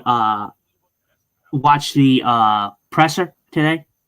And what type of things we saw and what we heard from, the guys we heard from, Thomas, Bennington, Kyrou, Monty, let's see. Yeah,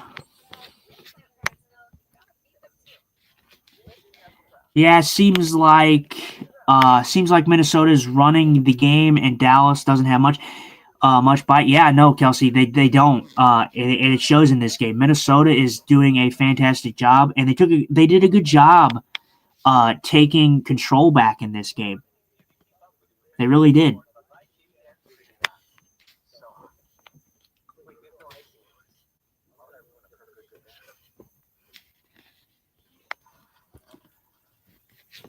Saw some quotes but didn't watch. Yeah, I can go over some quotes during the intermission. I'm gonna try to relocate and head to a different spot just so I can be up and good to watch for the third period. But yeah, I know there was some things said, and I think today's presser told me and should tell most Blues fans that Robert Thomas is not going anywhere. I just don't think Robert Thomas is going anywhere. I think it would not be a good move. Be right back, Justin. Dogs at the... Yeah, no, you're good, John. Do what you got to do, brother.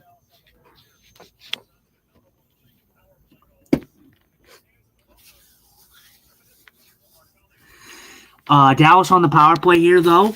They need to get one. This is a must scoring chance for Dallas. Johnson gets the zone. Robertson in circles. Robertson hold on to that puck. Duchesne to the corner to Johnston. Johnston up to Robertson. Robertson in the corner there. Throws it up to Heiskanen. Over to Duchesne. Duchesne down to Rantanen. Rantanen still has the puck. Duchesne from down low. Heiskanen. Oh, Heiskanen in front. It gets blocked. Heiskanen gets this puck in a prime scoring opportunity. Gets blocked. Wallstat makes a save here. Yeah, Jesper Wallstat has been very up to this to the stuff in this game. Dallas hasn't overly tested him, but that was a great save there. He has been square to a lot there, and he makes a good save on Heiskanen. I thought it got blocked, but no, he makes a save on this one. Offensive zone draw for Dallas.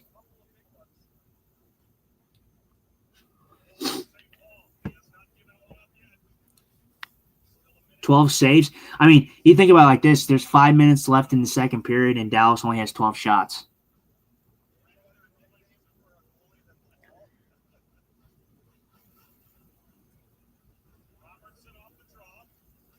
Robertson battling Faber in the corner there. Faber doing a good job of keeping it down. Back up to the point to Heiskanen. Heiskanen throws it over to Johnston. Johnston working on that half boards. Robertson down low. Passes it right back up to Johnston. Down low to up high. Johnston. Over. And Jason Robertson scores for the Dallas Stars. Dallas finally on the board. With a nifty, I don't know if this is what Jason Robertson's intentions were on this goal, if he tried to give it across and he fans and then he backhands it. This was a good play. Let's see if he had any intention behind this.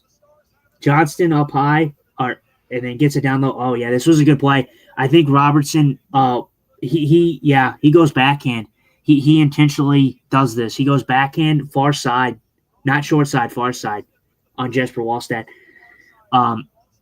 There you go. Dallas gets on the board now. Hopefully, Dallas can get to their game and we start to see a little bit of a better back and forth game here.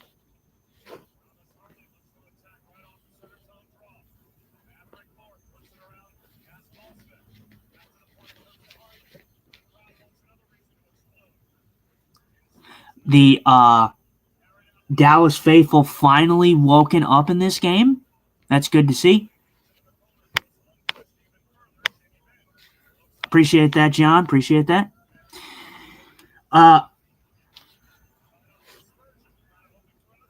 The crowd is getting a little bit hyped. Oh, good save there. A turnover by Minnesota leads to a chance for Jamie Benn there. Point blank on Jesper Wallstedt. Jesper Wallstedt, great save there. This puck back in the defensive zone. Dallas picking up their legs a bit, picking it up. Another goal will be huge for Dallas because then it cuts it to a 2-goal lead, and that would be very, very huge for Dallas heading into the third period. That goes out. Dallas swings his puck back in. Spurgeon tries to throw this puck and reverse it back to where it came in at. Dallas faithful really wanting a penalty. Myers throwing this puck gets deflected. Good play by Foxa there. Former Blues legend, Radek Foxa. Good play there. Loses the puck, loses the battle though eventually. Faber gets his puck deep. Or out, I should say. Not deep, but out. Minnesota gets it in deep. They go off for a line change. Dallas is. You finally see that their legs starting to pick up. You see Dallas kind of picking up their legs a bit, skating a little harder. It's going to be tough. They dug themselves a hole. Oh, Eriksson Ek with a slapper. 2-on-1 here. Johnston.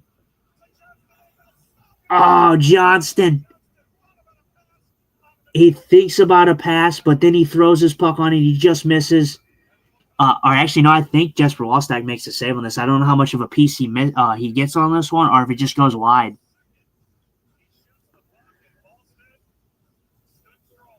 Wallstedt didn't give up here. Yeah, oh yeah, they're showing that Jamie Benn opportunity. Just lands right back on his stick in front of Wallstedt. Yeah, Johnston has a 2-on-1. They gave him all the space in the world. Johnston, yeah, just tips off the glove. What a good save by Jesper Wallstedt. He didn't disguise a good enough shot there, but this place will go unglued if Dallas can get another goal here. This would be huge for them. They're really picking it up. Shots are a little bit more respectable, 24-15. Defensive zone draw. Maverick Bork loses this one, but it hits a bunch of sticks and it goes up into play, or up over the glass.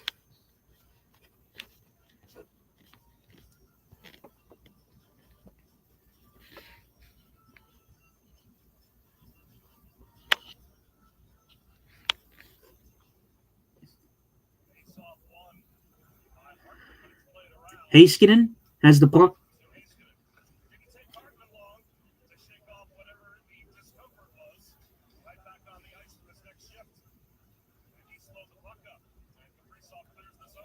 Kaprizov clears the zone there.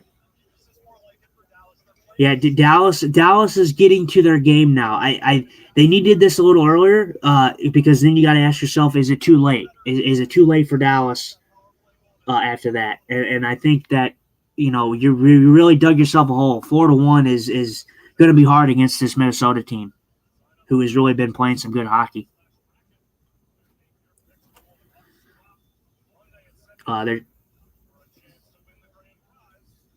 They're showing the bracket challenge. We have our own bracket challenge, the BlueNote fan report. I shared it myself, and Guy also shared it. So if you're not in on the bracket, get in on the bracket. It's all for fun. We're possibly hoping to give out a prize to whoever wins or ends up with the most points for that bracket. I believe we have about 11 people in the bracket, including myself and Guy. So it should be fun. I'm hoping for a really fun experience there. We did our bracket predictions yesterday, and we did them live.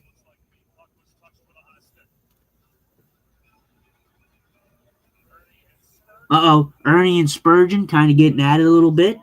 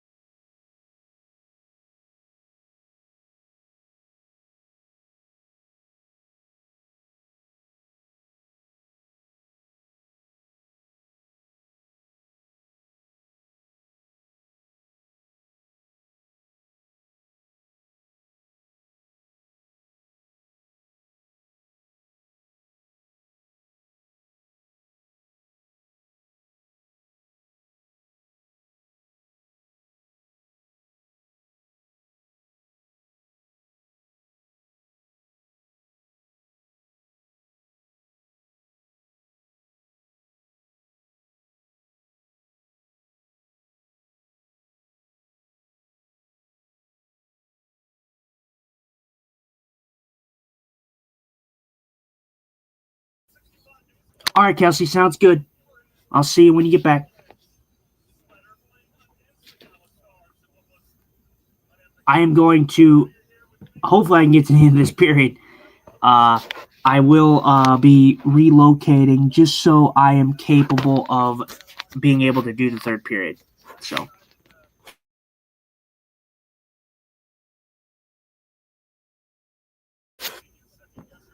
We got about 53 seconds left. Dallas is down 4-1 in this game.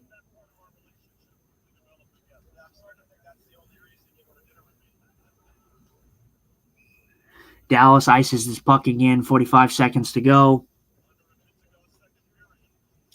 24-15 are the shots for Minnesota.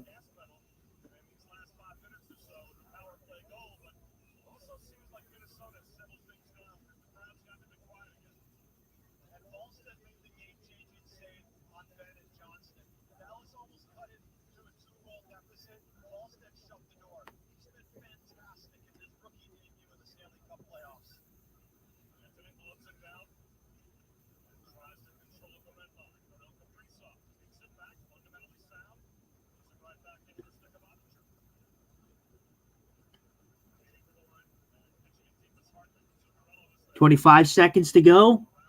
Dallas or Minnesota trying to push the issue here, trying to put more pressure, possibly trying to get another goal. Rantanen through the neutral zone. Good play by Rantanen. Oh wow, Rantanen drives his net and he bumps into Jesper Wallstedt, and Jesper Wallstedt actually throws a punch on Mikko Rantanen. Mikko Rantanen throws a punch with the blocker. That's interesting. I would assume we're going to get some penalties out of this. Johnston, Rantanen makes a good move through the neutral zone, gets his puck to Johnston. Johnston throws his puck to the net to try to hit Rantanen. Rantanen doesn't extremely hit him or anything like that. I don't think there's ill intent here. And Jesper Wallstedt, he doesn't get a crazy lick on Rantanen, but he does shove him with the blocker. So.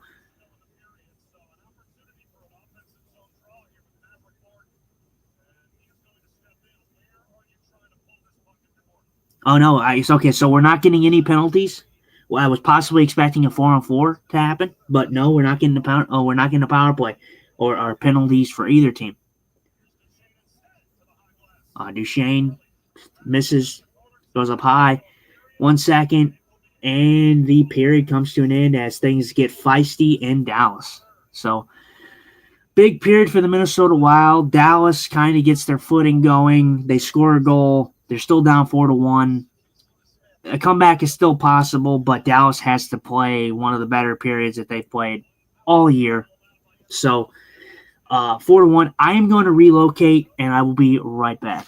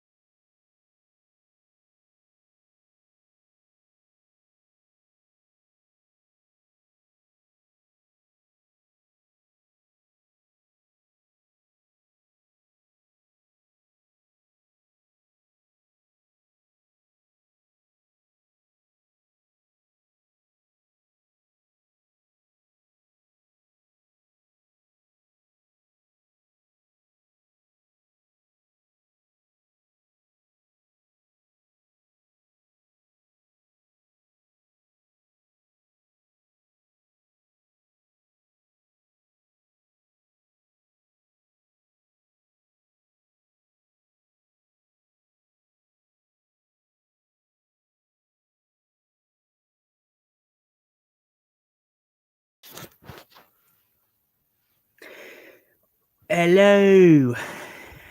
My apologies. I had to relocate, so I apologize for the delay in the black screen.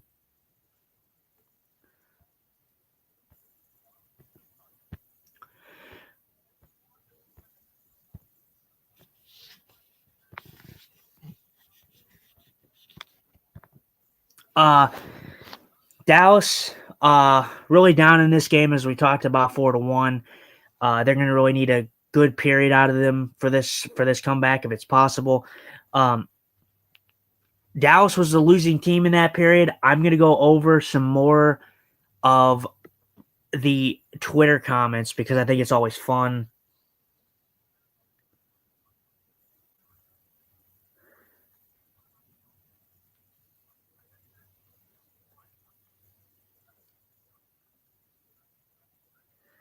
Oh, that's actually funny. I went to Twitter and there was from a previous conversation. We had a Minnesota Wild fan comment and tell me still Dallas in 6. Obviously a Minnesota fan up to stuff, of course. No, Minnesota, they're capable enough to win this series. But it is game 1. So Minnesota fans, don't get ahead of yourself because this series is far, far, far from over. It's far from over. Believe that. So I want to kind of go over the Dallas comments because I know there are going to be a lot of them. And I know Dallas fans will not be happy.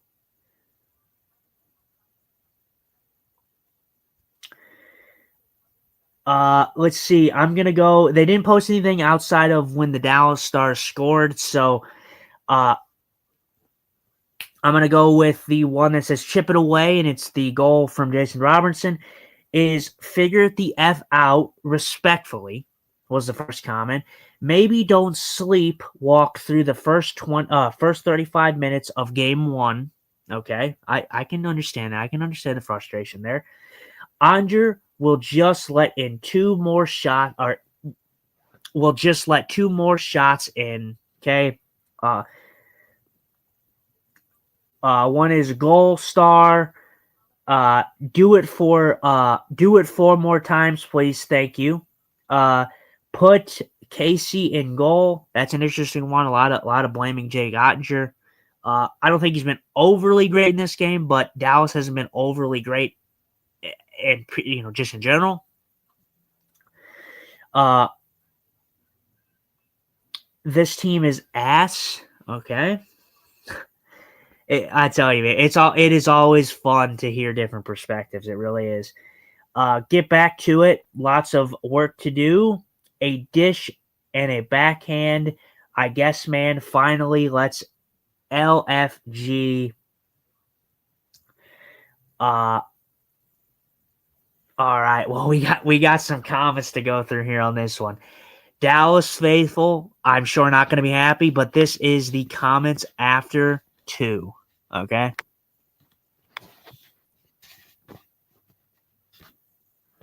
So, after the second period, first comment, we're cooked. Second one, Otter make one effing save when we need it. Challenge. Okay. Start playing like champions and stop playing like a team begging me to hit the unfollow button. Okay.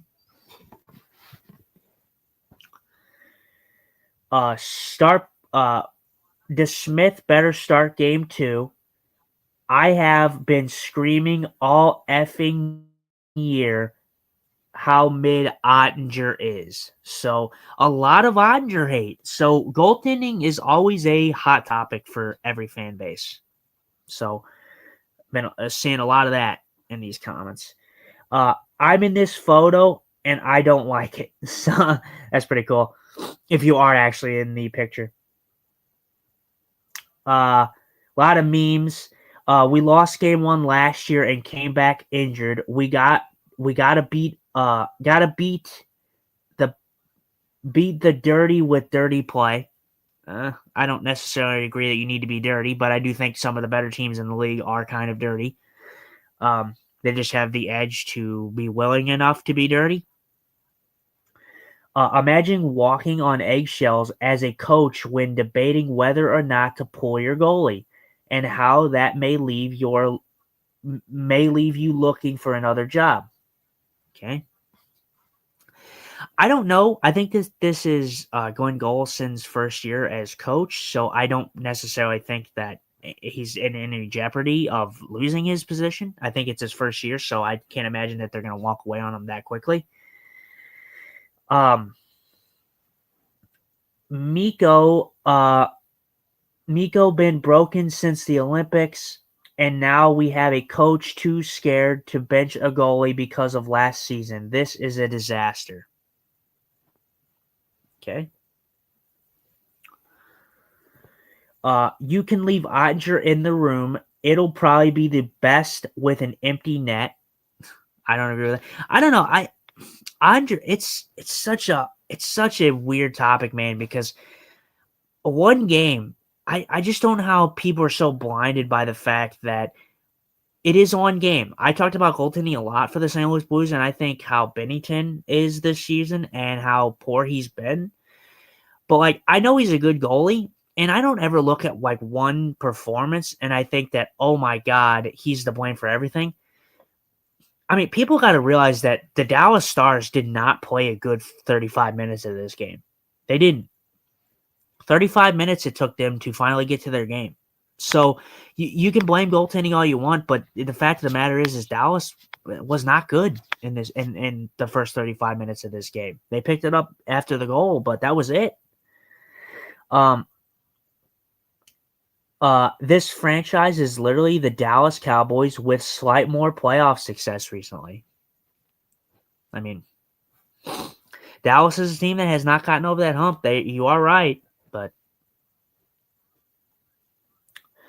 please just win game 2, and I'll choose to forget about this. Just win game 2. Game 1's already over. Just win game 2, and all is forgiven. That's pretty good. We need just straight gas, no change up, please. We're playing lazy. These last 5 minutes were great.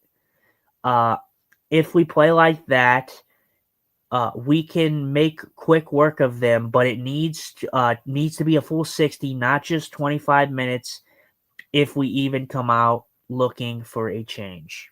That I agree with. Dallas, the first 35 minutes of this game, they were not playing their type of hockey. The last 5 minutes of the second period, they were good.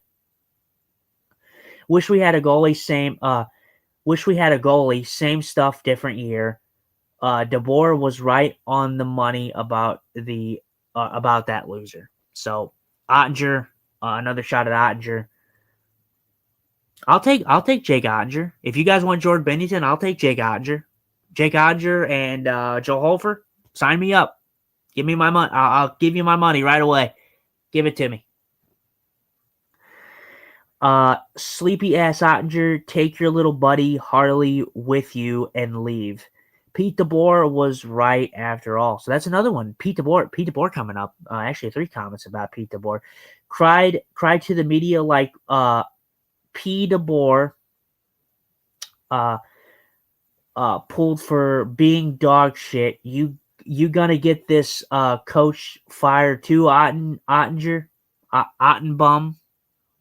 So I guess Ottinger is not as well liked in Dallas as I thought he was. I'm gonna show this just because I know who you are, AC Generate. I don't pray for anybody to get injured, but I don't like Ryan Hartman. I think Ryan Hartman's a scumbag in all aspects. So I'll show it because I know who you are and I love you, love your support. So I'll show it, but I don't want anybody to get hurt. That's not the intention of this. I just love hockey. But yeah, I don't want anybody to get hurt. Tell Adi to keep his bench medal in the case, Boys waited way too long to ramp up, bring the intensity in the third period. And now that I agree with. That I agree that the Dallas Stars have to play one of the better periods of the season for them to come back in this game.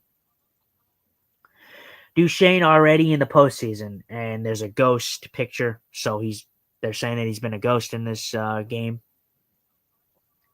Why are the Green F pillow fighting? Where is the goalie physicality at? Do better. Sources tell me Jake Ottinger is stable. Please God. Game 1 down. See you next time. It was all Pete DeBoer's fault, right? ? So a lot of love for Pete DeBoer, it seems, from the Dallas faithful, and I do know he's a good coach. I know that Donnie Fandango on the Last Minute Boost podcast, his name for him is Sourpuss, so I thought that was pretty good. I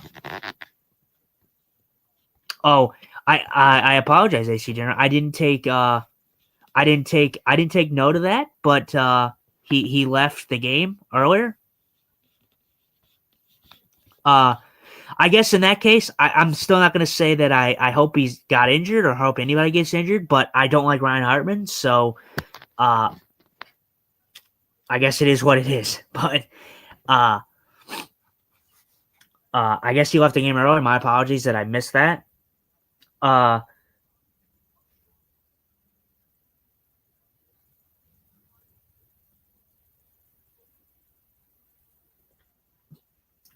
Let's see. We have hockey fan from Sunshine State. I'm not even going to read that comment. It's time to wake up and get moving. Although this game is already over, 3-goal lead in the playoffs is insurmountable. It's not impossible, but it is a very big hole to climb out of, I will say. Legit bench Miko for the whole third. He wants to go home. Would really be nice if we could see the whole rink. And it was a picture of, I guess, where they were sitting. Always crapping the bed in game 1. Yeah, Dallas in game 1 has historically, I think, been pretty bad for the most part. But I would assume that they're going to pick it up.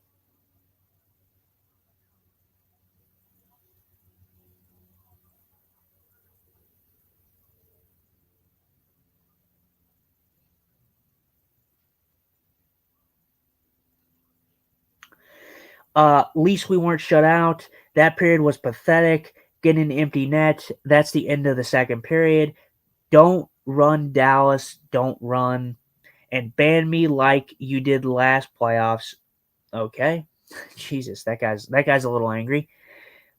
Send Thomas Harley with his overrated ass to the moon on Elon's next space mission.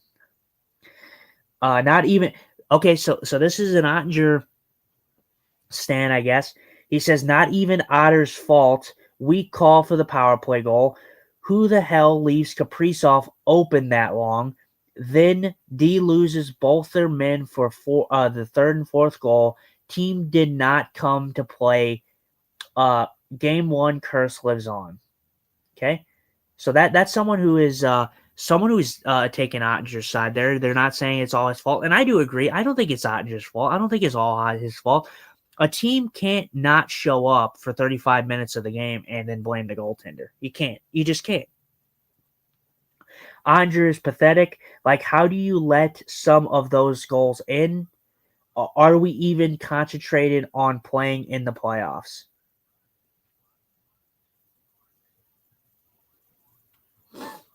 Not only should Steele be on the top line always, but also on the third line, power play and PK. Not worried we always lose game 1. Pete DeBoer, would you please report to AAC?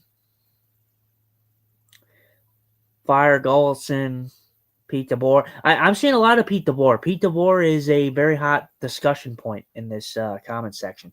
So those are some of your comments. There's a lot. They really did leave a lot there for me to read. I'm not going to read them all. I read a lot.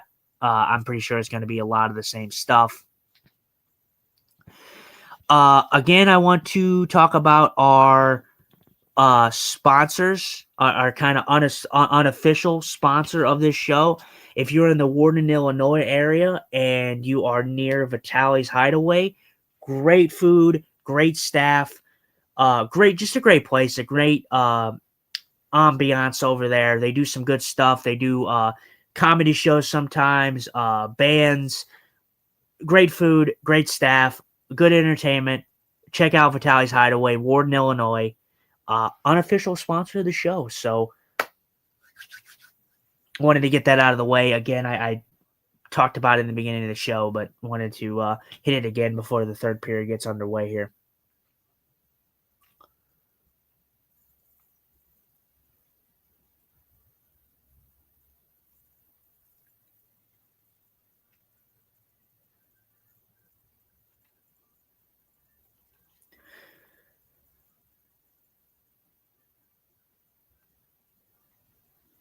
So we had this is the second game of the three that we are experiencing tonight. The other game that will be played later here, actually coming up after this game, will be the Flyers and Pittsburgh series. That'll be the game, the late night game. So that should be fun to watch.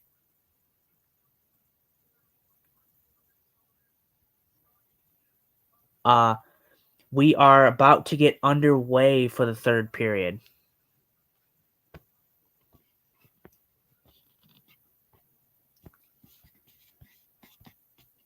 I still don't get the Stars. Get the Stars cap. You don't even show up. Sorry, John. Let me pull that up for you, bud. Sorry. I still don't get the Stars cap. You don't even show up with a Blues cap. I don't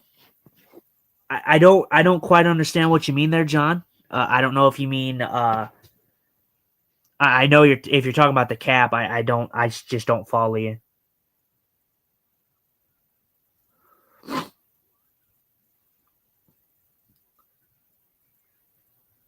A change and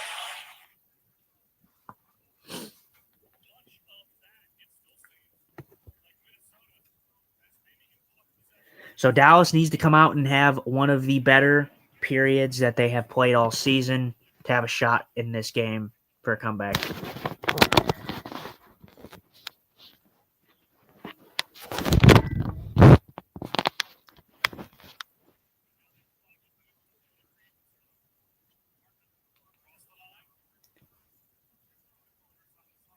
Thomas Harley reverses it back to his defensive partner. Dallas looking for a breakout here.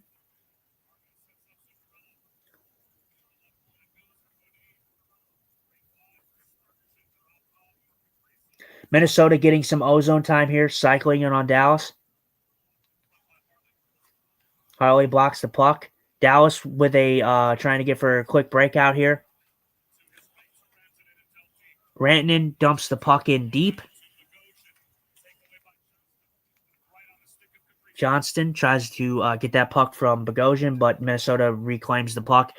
Gets it to the neutral zone, gets it in deep. Tarasenko's line on the ice. Dallas skies the puck out to the neutral zone. Dallas trying to get in. Duchesne walks in. Duchesne walks into the slot, just misses wide.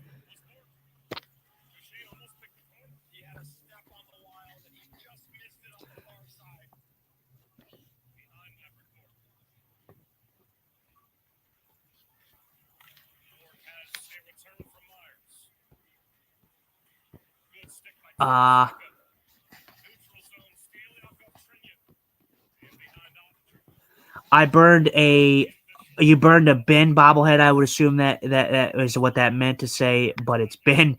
A Ben bobblehead at Roland's place. AM 80 blew apart a Stars fan. Then we burned it. Yeah, we all know how we feel about Jamie Benn over in St. Louis, John. That's for sure. Hughes is so methodical the way he attacks. He has Who's not accepted, John? Jamie Benn is not accepted. and knows how to attack the zone with such speed. He controls the game like almost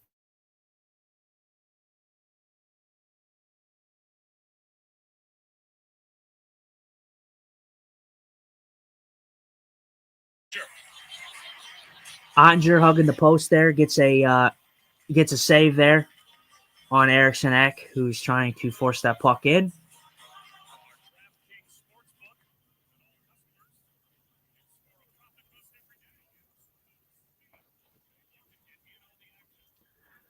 It's been a solid game for the Minnesota Wild. I'm very, very impressed with the Minnesota Wild in this game. The compete, the hungriness to get in, come into Dallas and get such a commanding lead on Dallas, who is a complete team in the West, is impressive. It is very impressive to watch. Minnesota's done a heck of a job shutting down Rantanen. Minnesota has done a fantastic job of shutting down Rantanen, especially Rantanen, who he's definitely capable of getting the comeback. We all remember last year, Redbeard. If you're still here, I know it gives you nightmares with Colorado. But this team really dug themselves a hole, and I think Minnesota is good enough to where I don't see them giving up this lead. But you can't count Dallas out. You can't. So.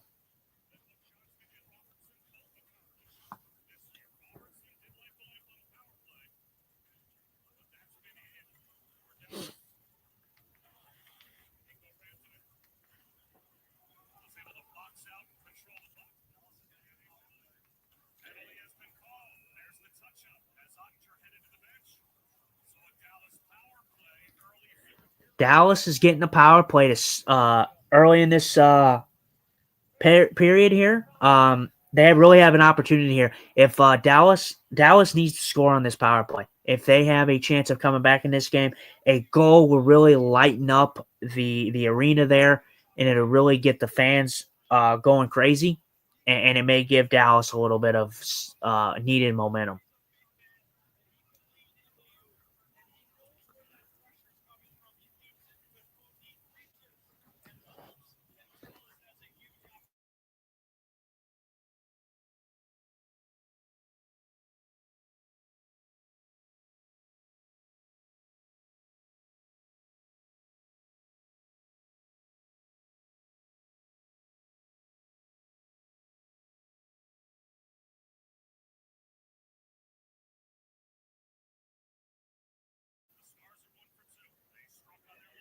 Dallas wins the faceoff.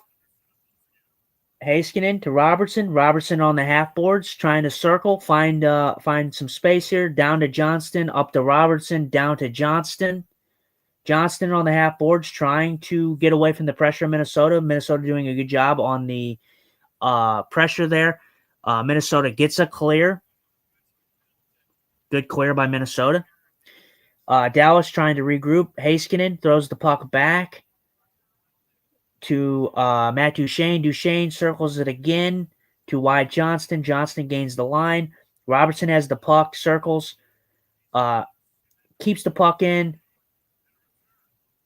Heiskanen to Robertson to Rantanen. Rantanen shoots the puck on a one-timer from Heiskanen there. Gets blocked.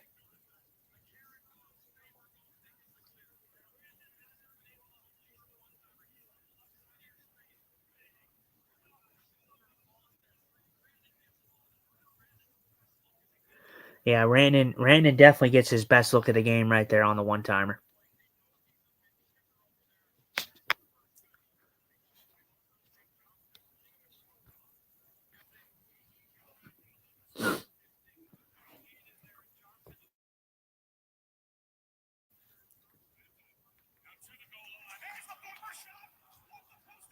Oh, Dallas hits the post. Oh, what a block by Spurgeon. This puck, Wallstadt's going all over the place. I believe Dallas hits the post on a great bumper pass. Doesn't go in. They get another shot. It gets blocked by Spurgeon and gets cleared. Dallas had to regroup. Rantanen. Heiskanen trying to keep that puck in. Goes out. Johnston throws his puck across to Duchesne. Duchesne gets hit, but he gets the puck to Johnston again. Johnston throwing it back. Rantanen tries to flutter a shot. Gets blocked into the corner there.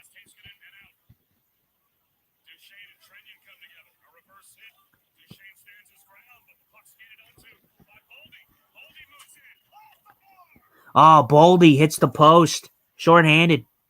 But that ends the power play. John, sir, don't tell me what to do. This is a live game day reaction show of the Dallas Stars and Minnesota Wild. I'm not wearing a Blues hat. I got to wear a hat that is considered for this show. So, no, please don't tell me what to do.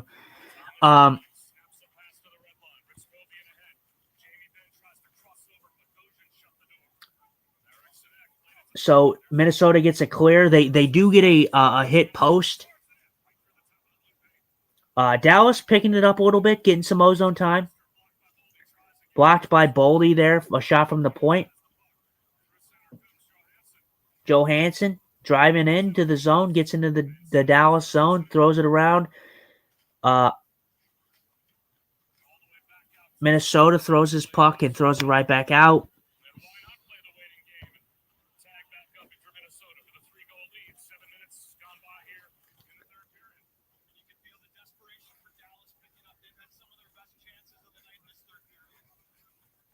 Yeah, Dallas has had their best chances in the third here.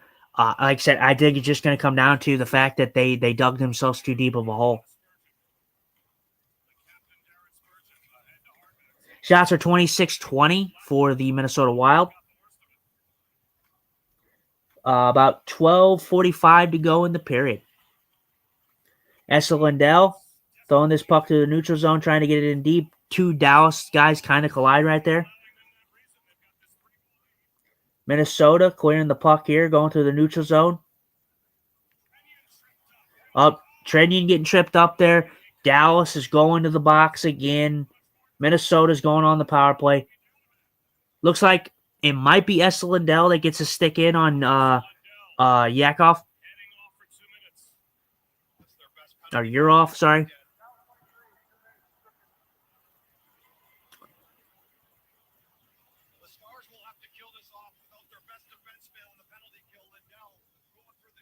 Yeah, Lindell going off. Wow, this is kind of great. I think he kind of trips two guys in one. Esa Lindell goes to the box for tripping. Minnesota. Now this is the other ones were pretty needed kills. This one is a need kill for the Dallas Stars. They're already pretty much out of reach of this game. If Minnesota scores, this game is over. This game is completely over if Minnesota scores on this power play. So we'll be getting the power play momentarily.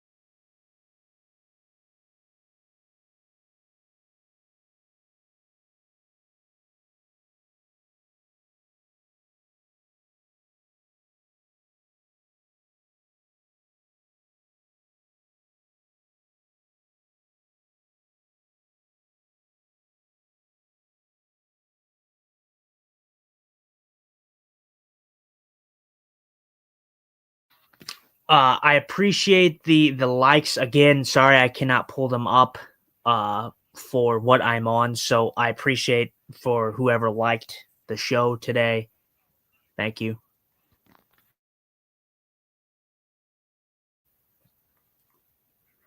Minnesota on the power play. Kaprizov in the corner there. Harley checking them down. Zuccarello to Hughes up top. Hughes making a great move there, walking the line. Hughes with the puck. Boldy throws his puck on, gets blocked to the corner. Zuccarello. And there it is. Eriksson in the slot. Minnesota up 5-1 on the Dallas Stars. This game is finito. Minnesota, great game. This game is finito. I never like to say anything premature, but this game is over. I said it before. This game was close to being done anyways, but this one is the dagger here. Dallas, they tried to get something going a little too late, dug themselves a hole, and another goal by Joel Eriksson with Joel Eriksson just in the slot, uncontested, no defense. You're back with a full Tommy. Well, great to have you back there, Kelsey. What'd you have for dinner? Please share. I'm very very intrigued.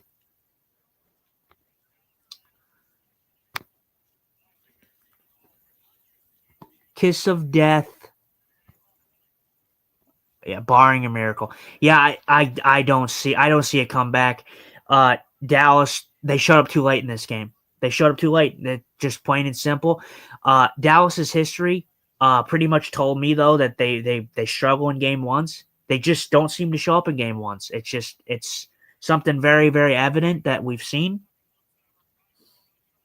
But there's 11 minutes left to go in this game. Minnesota's up 4-1. Very impressive game by Minnesota. Very impressive.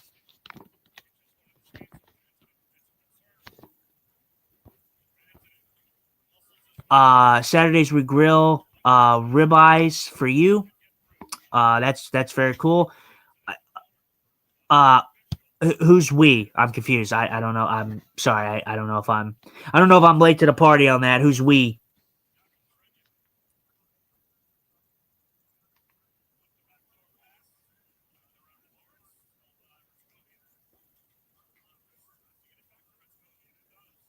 Rich Kobian gets the puck.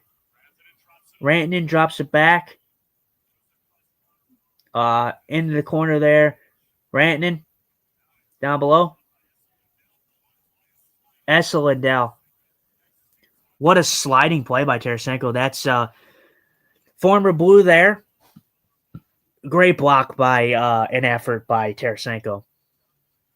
The Minnesota, you can just tell Minnesota's playing for their goalie. They're playing for Jesper Wallstedt. Jesper Wallstedt has been good when he needs to be. He hasn't been overly tested in this game.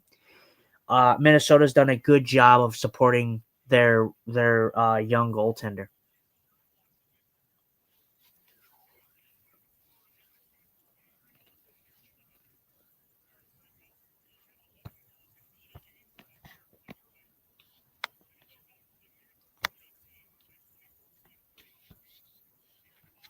No. I know.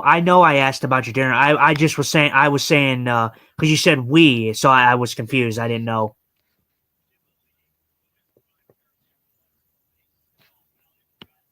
Very cool. Very cool. That's cool that you guys grill. You guys kind of have. What do you do over there? You guys kind of just do your. Is it like a meal of the week kind of thing, meal of the day kind of thing, like a Taco Tuesday kind of thing, where you just, I guess on Saturdays and stuff you grill? Is that kind of what we're looking at here? Taco Tuesdays? Is that what you have over there, Kelsey?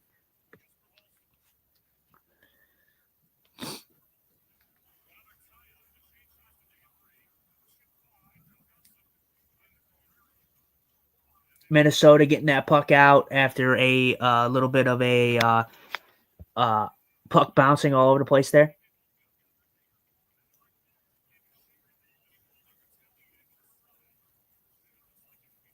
Oh, so it looks like we're getting two penalties here. We're getting looks like Maverick Bork might be going for holding, and Boldy's going to go back for retaliation. I believe a slash possibly on a. Let's see here. Okay, so yeah, both going for slashing actually. Maverick Bork throws a slash on Boldy, couple shots, and then Boldy turns around and gives him a good whack.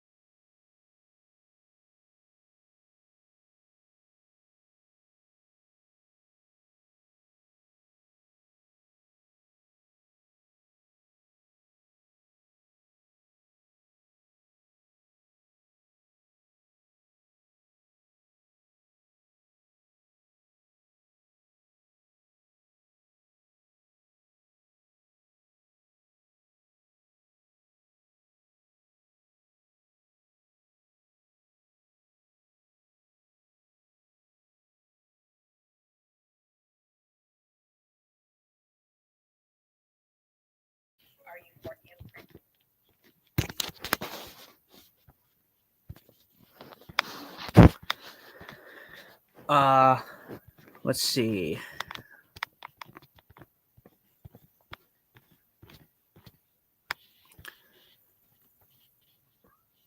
Saturdays, your dad grills. Sundays, he eats fish.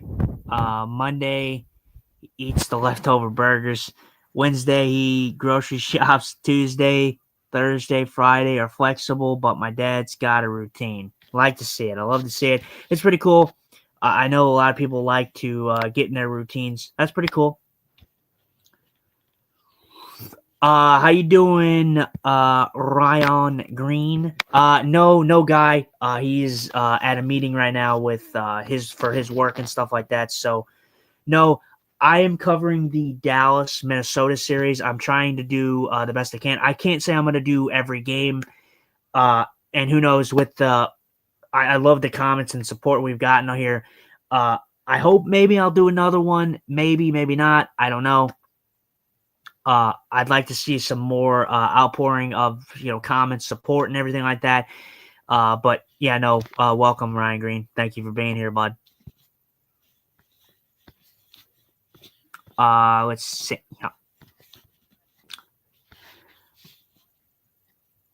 You moved home a couple years ago. Oh yeah, Kelsey. That's that. There's nothing wrong with that. There's nothing wrong with that. Nothing wrong with that at all. Did I watch the exit interviews? Ryan, I did not watch the exit interviews in its entirety. I might go back and rewatch it. I did see some clips. I did see what was said on them, but I did not watch them in full. So I might go back and rewatch them eventually. Did you watch them?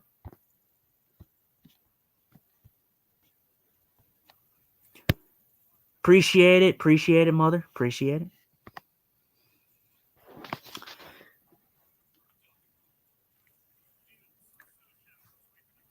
We got about 8 minutes left to go.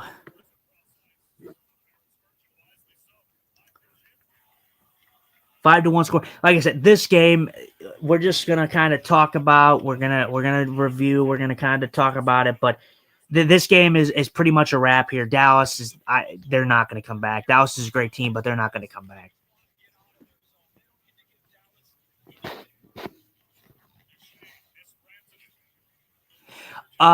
Yeah, Ryan. It's don't think about it as a bad thing. Steen's gonna have his moment to shine for the St. Louis Blues, but he's not the main piece right now. You want to hear from the young guys. You want to hear their thought process. You're going to hear from Doug. Doug's still the guy. But don't think anything bad about it. Damn, how does Dallas pick their asses up for the rest of the series. Kelsey, I know you're new to this. Dallas statistically and historically has been pretty bad in game ones. Game one is not the usually the game for Dallas. Watch how they respond in game two and on. They just seem to struggle in game ones. I don't know what it is. So this series is long over. It is long from over. You want Dallas to lose this series, Ryan? I do know that a lot of people are behind the Minnesota Wild. I know a lot of people want to see Minnesota win this series, and that's okay. I would be okay if Minnesota wins this series. I chose Dallas because I think Dallas it has a overall better team. I do like what Minnesota did with not playing at Sesame Street safe, but yeah, this series is long from over. Anybody who's been watching hockey knows that this series is far from over. I fully expect this to go 7.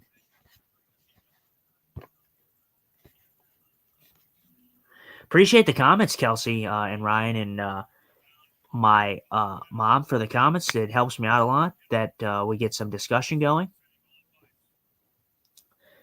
6 minutes to go in Dallas.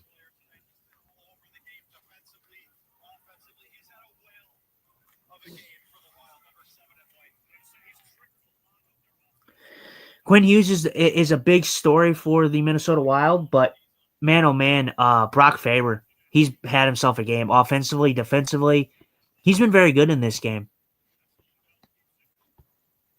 I'm one of those fans that cheats for one team and never watches any other team loyalty, I guess. Yeah, no, I get that, Ryan. I completely get that. I think loyalty to your team and not being a bandwagon fan, I think is ideal. You don't want to be a fan that is so kind of back and forth and only excited to see them and only want to say something when they're winning.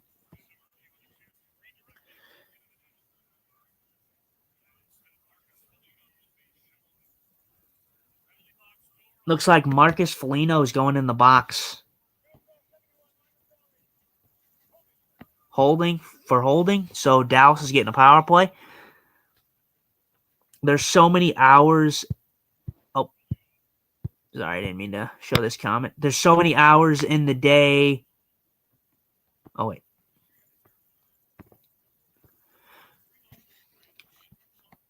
Yeah, there's sorry, Kelsey. Let me read this. Honestly, I think Florida might be a playoff team for a couple more years and fade away.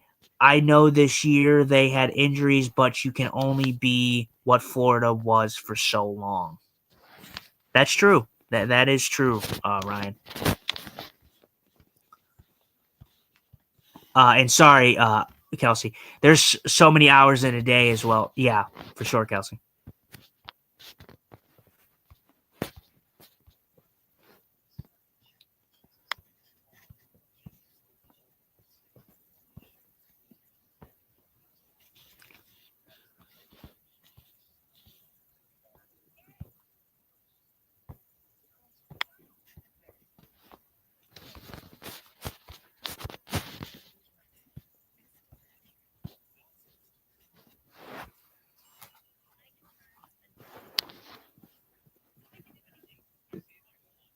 Easy to do.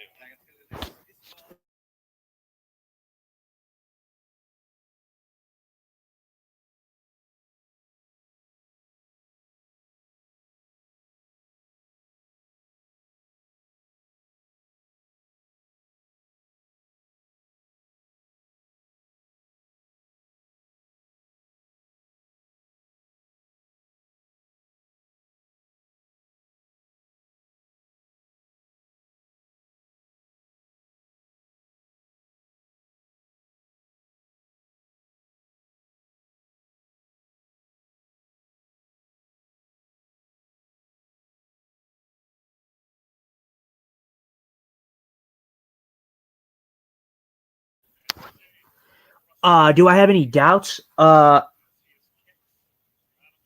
See, the thing is Kelsey, I don't. For me, the St. Louis Blues are not in it, so it's going to sound cop out to maybe some, but I don't doubt anything. And I don't doubt anything because my Blues are not in it. So I'm not making a bold claim by me coming out and saying, I think this team's going to win. I think this team's going to win. They're not the Blues, so I don't have any doubt. And first of all, the Dallas Stars are historically bad in Game 1. They're not a good Game 1 team, especially in recent memory. So no, I'm not doubting my Dallas pick. This series is far, far from over. If Minnesota fans think that they're gonna walk through this series easy, you're wrong. You are completely wrong. Minnesota is not gonna walk away from this series easily and quickly. It's not gonna happen. So I'm not doubting any pick that I make, but Minnesota can win this series, and I will not be upset. I would not be upset at all. It's something different. It's something unique. And I will not be hurting if Minnesota wins. I will say, though, Minnesota, if they go into Dallas in the next game and beat them in the next game, it is going to be very difficult for Dallas to come back in this series. You can't play it on home ice and have home ice and lose both games. You can't.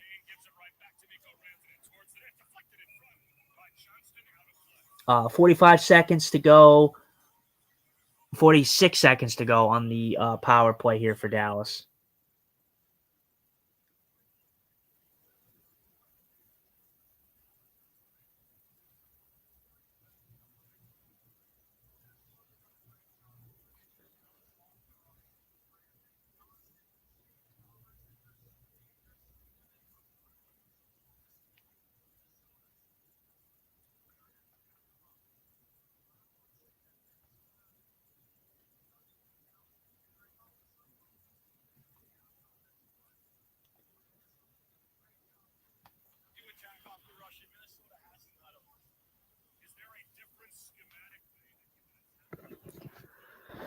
For 4:03 to go in the third period. Dallas down 5-1.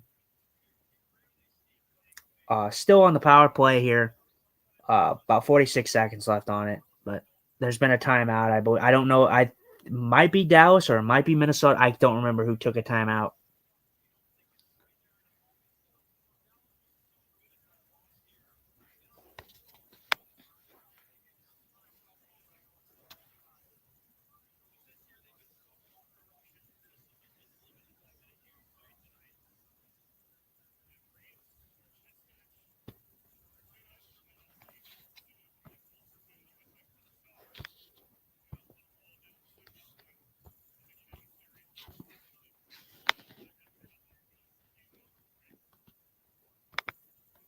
Oh yeah, no, Kelsey. I like I said, I completely understand that. That's a valid point. But yeah, no. To answer your question, I don't. I don't doubt my pick. Dallas is just they're bad in game ones, and they're definitely capable of turning this around. Especially you come back in the next game, and you may be looking at a Dallas team that wins this game the same way Minnesota's winning this game. So you never know. Playoff hockey. I definitely expected this game to be a little closer. That's surprising. I wouldn't be surprised that Dallas lost, but I'm surprised on the goal difference on how they lost.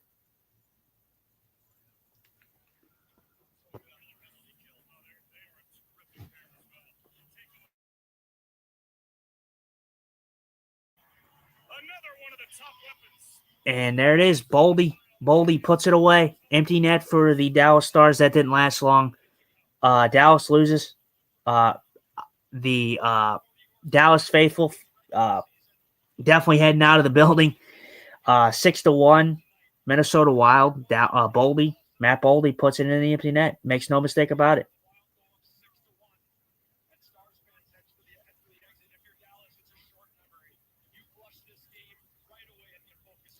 Yeah, that place is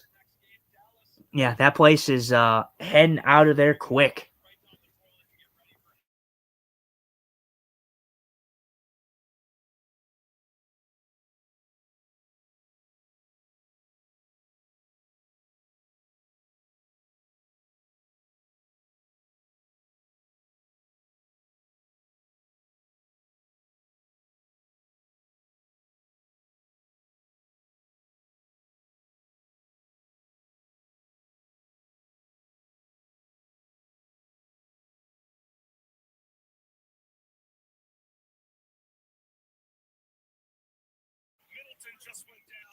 Yeah, Middleton, putting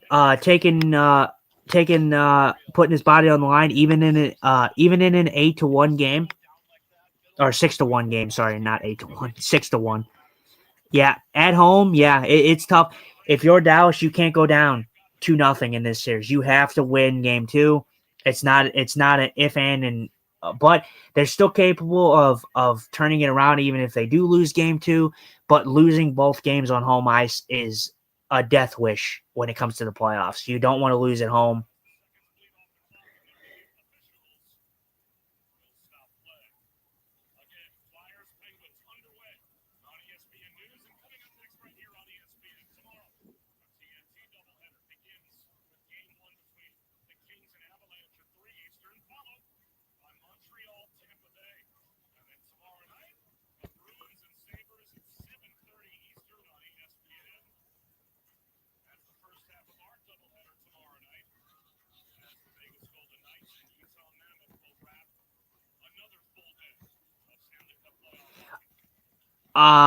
Henrik, I'm just letting you know, pal. I want to be respectful, and I don't want to have any kind of language like that in the chat. I'm not going to show your comment,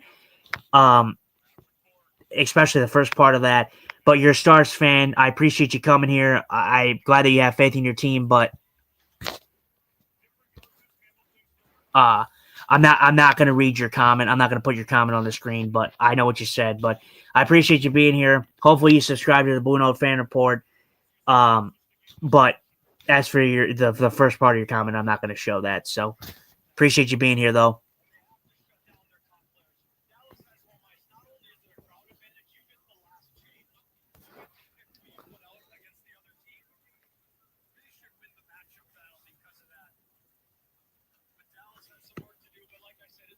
Fifty-five seconds. 50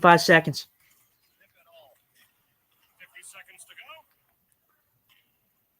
Again, the Flyers and Penguins underway. And we will go right to that game as soon as the last half minute or so ticks up. Flyers and Penguins will be up next on tap for ESPN. They'll go right to that game after this game is over. That'll be interesting.